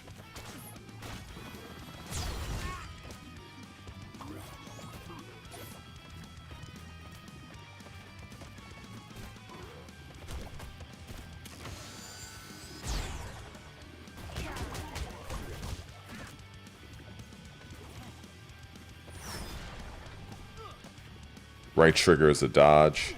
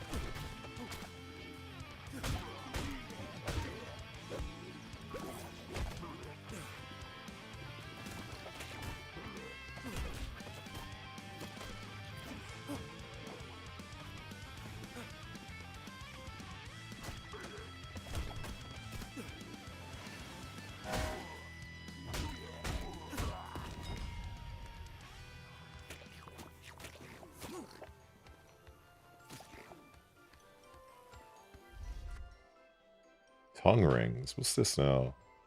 It's like as I'm going through the game, you're getting more and more abilities here. It's pretty cool.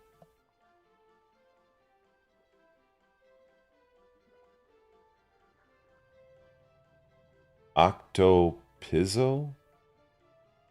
Hello. First time seeing you in the chat. Thanks.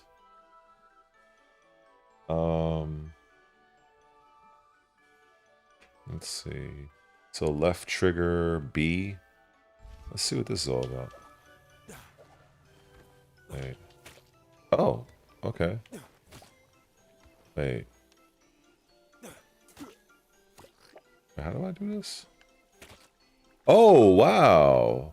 Oh, that's pretty cool. Oh, that's what's up.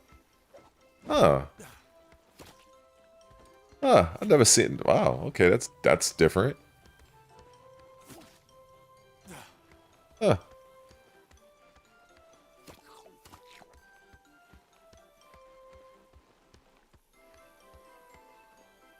Ooh, look, a spaceship! That is a nice looking spaceship. I'm just relieved it's not another ambush. Yeah, how come there's never anyone around here until they want to fight and then they magically appear? Some things we'll just never know, Rash. And some will just have some really, really loose justification.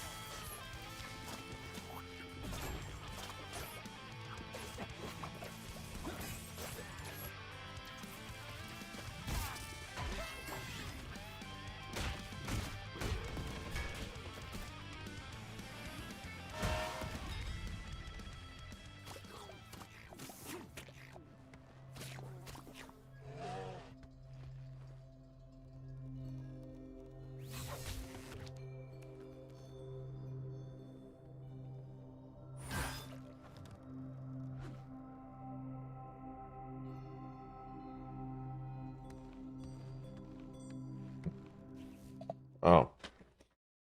Well, this game is pretty cool. I mean, I like it. I like it for what it is, what it does. Oh, what time is it? It's almost 12:10. Yeah, it's pretty cool. It's pretty cool. I can't complain. Can't complain. The controls are pretty snappy. It's definitely different. I'll definitely say that much. But yeah. Man. Let me see. What am I to do now? All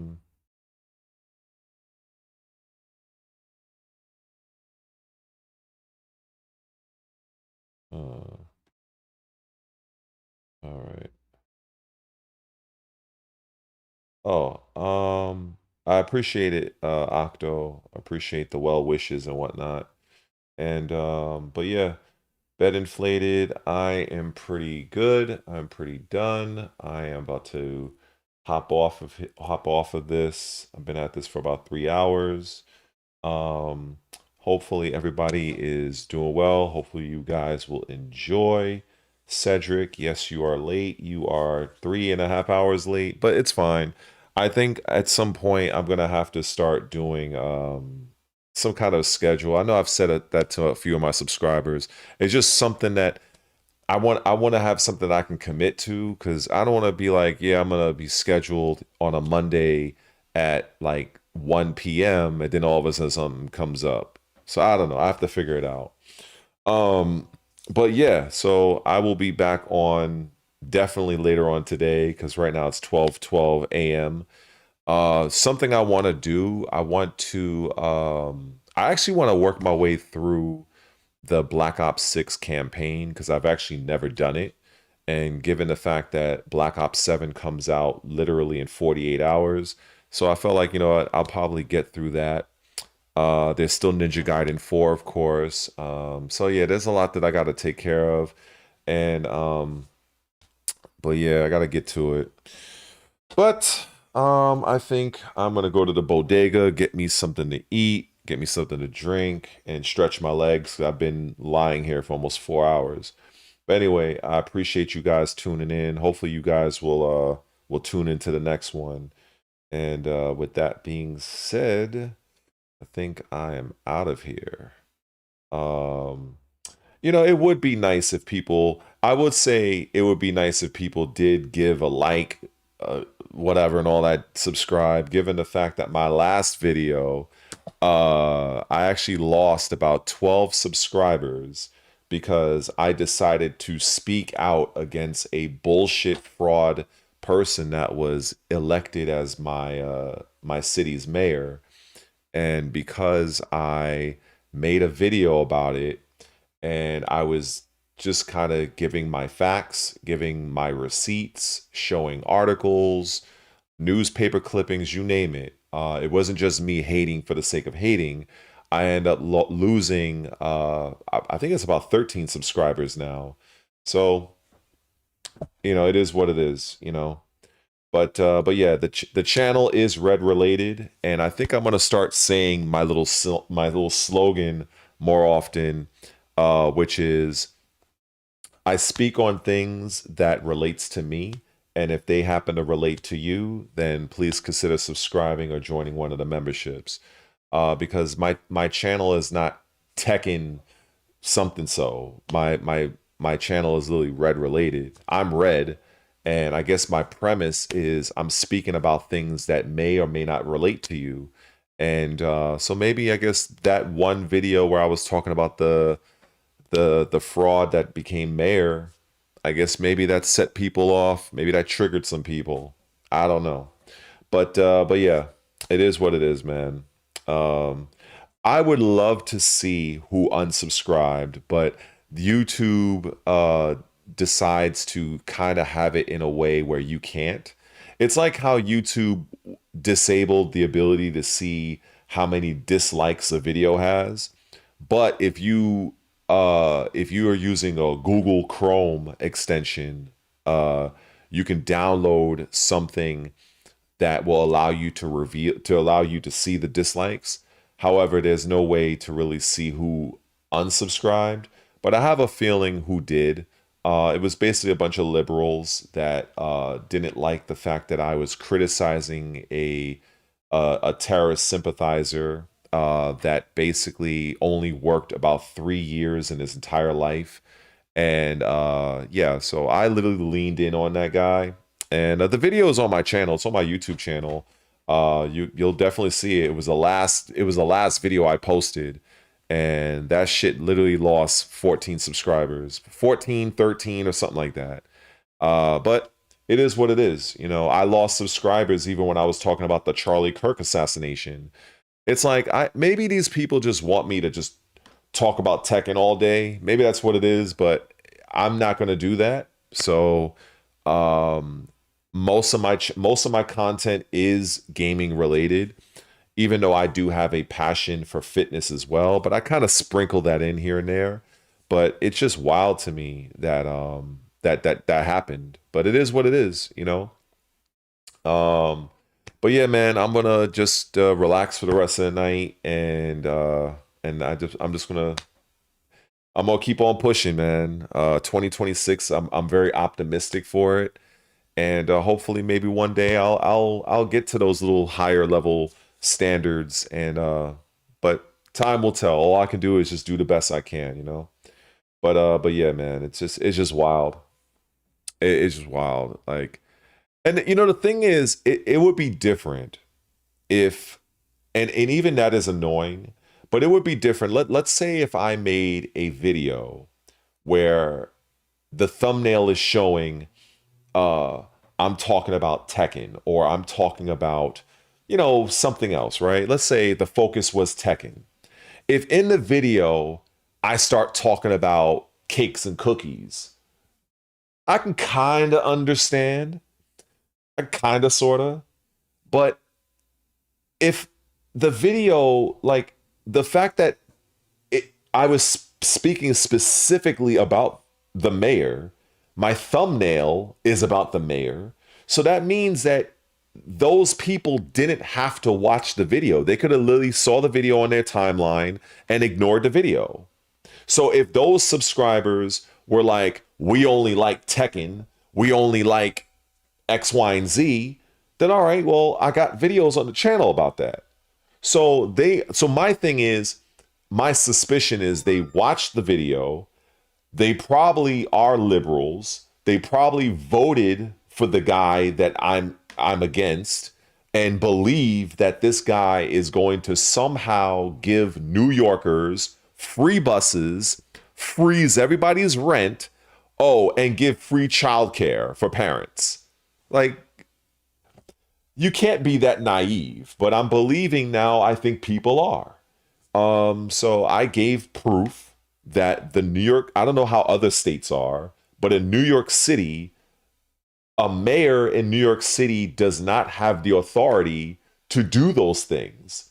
So that guy's whole campaign was based off of lies and bullshit that a lot of these people just bought hook, line, and sinker. They went and voted for this guy.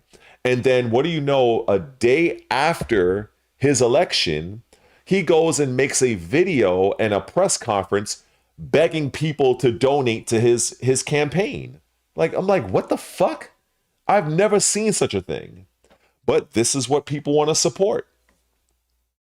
It's crazy to me, you know, and to know that I lost between 12 and 14 subscribers because I talked about a guy that literally posed in a photo with a dude that is like, I'm just like, I can't, man. I can't. So, you know, so yeah. Trump derangement syndrome is a real thing. I will say that much like when I approach console stuff, like, I don't shame people for liking PlayStation or Nintendo or whatever. Look, play whatever the fuck you want. It's the same way, vote whoever you want. Like, whether you're a Democrat, you're a Republican, whatever. I have my preference, obviously. And I look into the candidates, and but to just outright be like, oh, I'm just going to unsub from him because he believes this. Like, I never once come in my video and say, hey, if you're not a Trump supporter, fuck you. I don't say that. You know what I'm saying? So it just lets me know the type of people that those individuals were that decided to, you know, piece themselves out. It is what it is. I can't control it. But and that was something that I was gonna speak about, and maybe I'll do it in another stream. Just some of the things to bear in mind when you are a content creator for situations like this, where it's like, you know, it's almost like if I was to follow the blueprint of YouTube or Twitch, and if I were to follow the blueprint, I would literally make a Tekken 8 video every single day where I'm shitting on that game left and right. Like if I was to go according to the YouTube law, the unspoken rules of, pushing out content that resonates with your audience, then I would literally make a Tekken video, probably 2 a day, 14 Tekken 8 videos a week. Just to basically content farm, shit on the game, and get my views and clicks. I'm not about that. And maybe, you know, that's stupid of me. Maybe that's just that's going to limit my growth. But it's like, if I had 10,000 subscribers, and the only reason why they are here is to watch me play that dumbass fucking game and suffer in rank, as Game has said, I would not be here. I would literally die off. I would literally have a stroke on live stream. I would literally die. Dead ass. I would literally.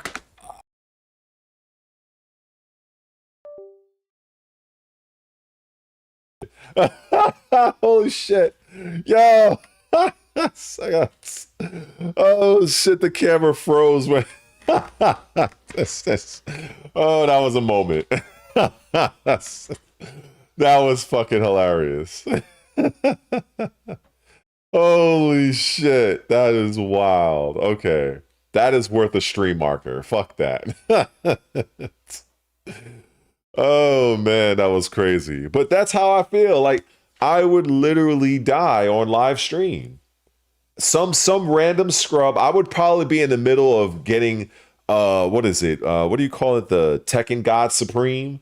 I would probably be on my way to getting that against some fucking carried Anna player, and I'm about to fucking go and do my shit, and then here comes the fucking rage art. Yes. You would never see me rage quit so fast in your life. I would probably take my $70, no, actually no, I would make sure to put this controller down because it cost me $70.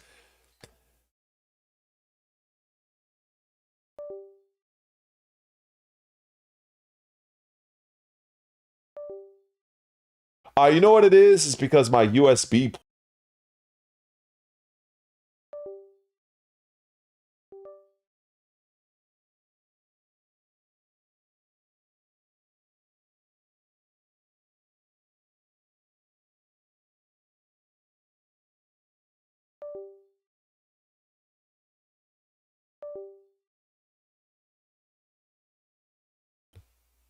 Hello?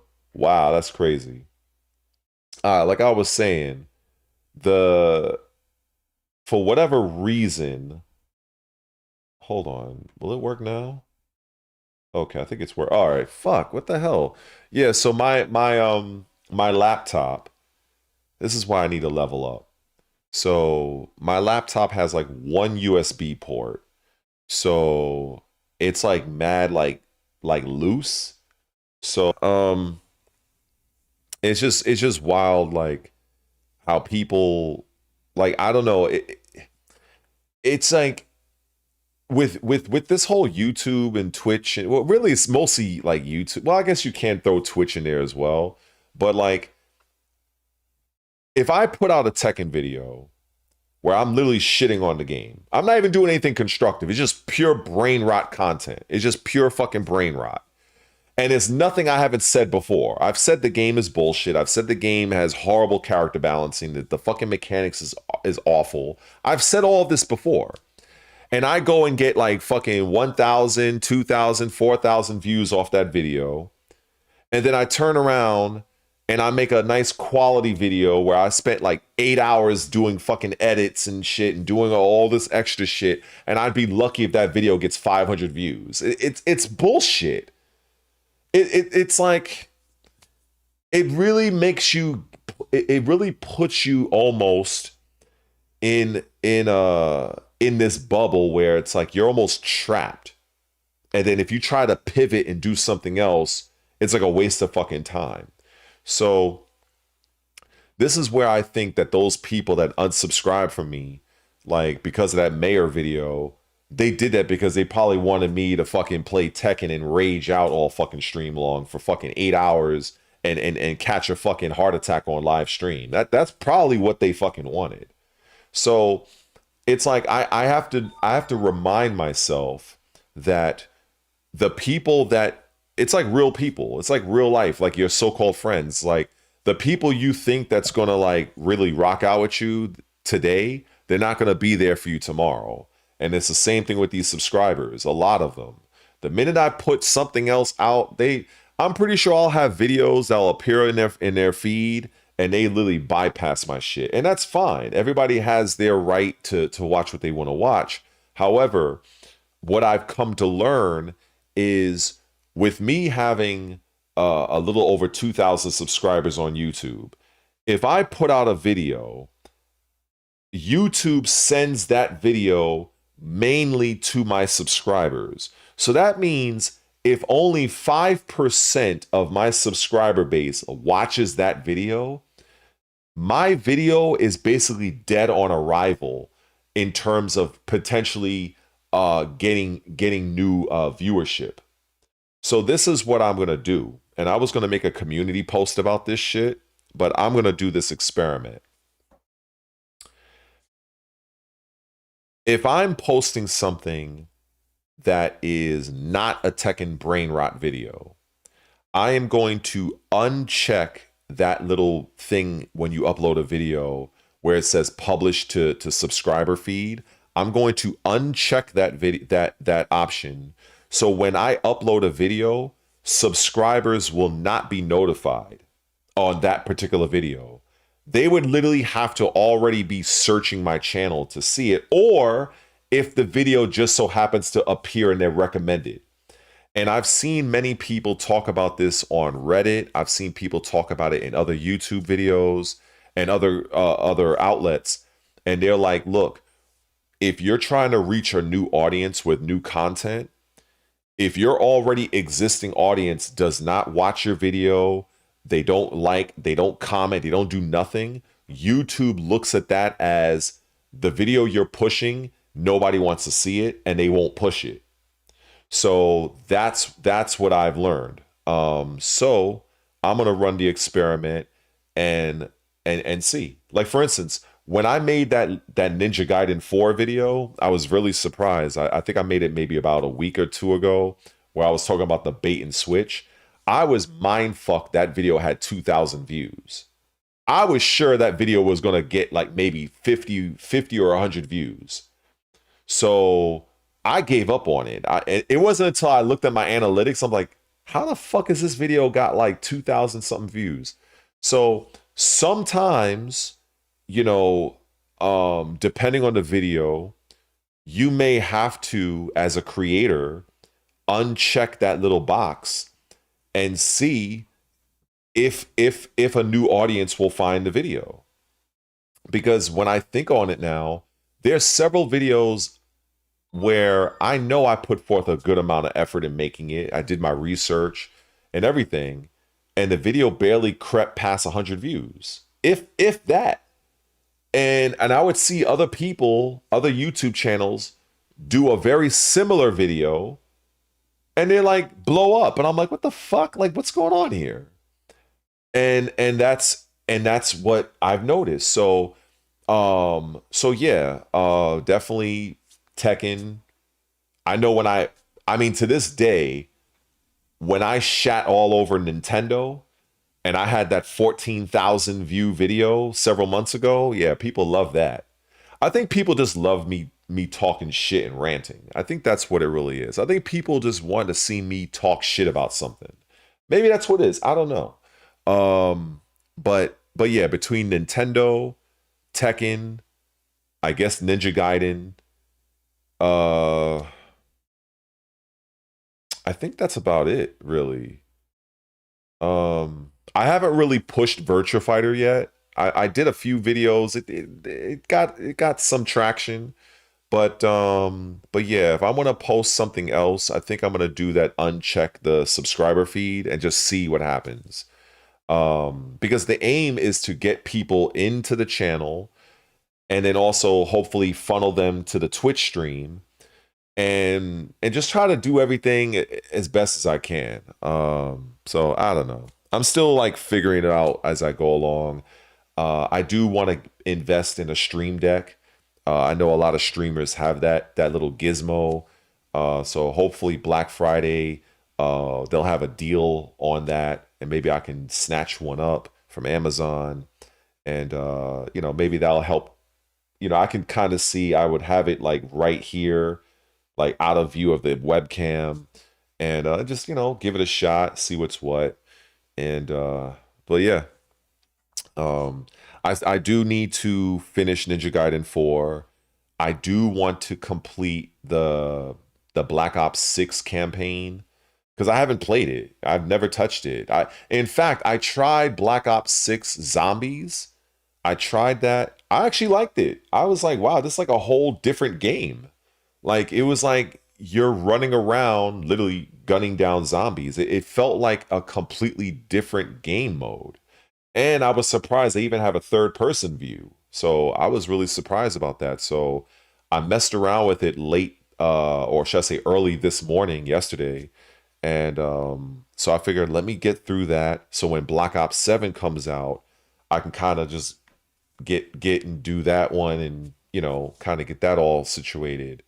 So, you know, I don't know, I'm rambling at this point. So I was originally going to go to the deli, get me some bagels or sausage, egg, and hero, and just chill out for the night, catch up on some wrestling news. I know Monday Night Raw, I mean, people still talking about what happened with that, with John Cena and all that. I know not to make no wrestling content, because I highly doubt I'll get any views on that. But yeah, huge wrestling guy, huge MMA guy, huge boxing guy. But I guess I can't talk about those things because they ain't gonna get no traction. Unless I do the don't publish the subscriber feed. But yeah, so again, just to reiterate to Mr. Chips here, yeah, so I found, well, I mean, it's common knowledge of people who play Call of Duty, but the zombies mode in Black Ops 6, there's a third person mode. I don't know about the other zombie Call of Duty games. I don't know, but Black Ops 6, yeah, definitely, you know, that mode has a third person, and it looks good. It looks good. Some games, when you switch to third person, they do a real shitty job with the character animation, but I actually liked it. It looked like they, you know, it looks pretty well done, I'll admit. So I'm going to invest some time, probably in the next stream, since right now it's the 12th. And I'm going to try to work my way through the campaign, do a little bit of zombies. I'll try to squeeze in some Tekken. I'll try to have Tekken as its own little segment, the little suffering segment. And I don't know. The one thing I will say that I have on my side is that I have a lot of time on my hands. So I think I've mentioned this to somebody, that I could, if I wanted to be crazy, I could stream like 15 hours a day if I really wanted to, you know. But I don't know. But, you know, so that's a benefit for me, because before, when I used to slave away at Amazon, I had no time for myself. It was go to work, 12-hour shifts, 4-hour commute, come home, go to sleep, wake up, go back. Like, that was my life. So now I have all this extra free time. This is where I decided to, like, let me go all in on this whole content shit. And here I am. Still figuring it out as I go. Hell, I don't even have fucking proper emotes on my goddamn Twitch channel. I have to consult like some professionals on how I should segment and try to fancy up my little Twitch channel, because that's definitely going to play a big role. And so yeah, there's a lot that I got to do. And didn't I say I was rambling before? Anyway, let me get the fuck out of here. Anyway.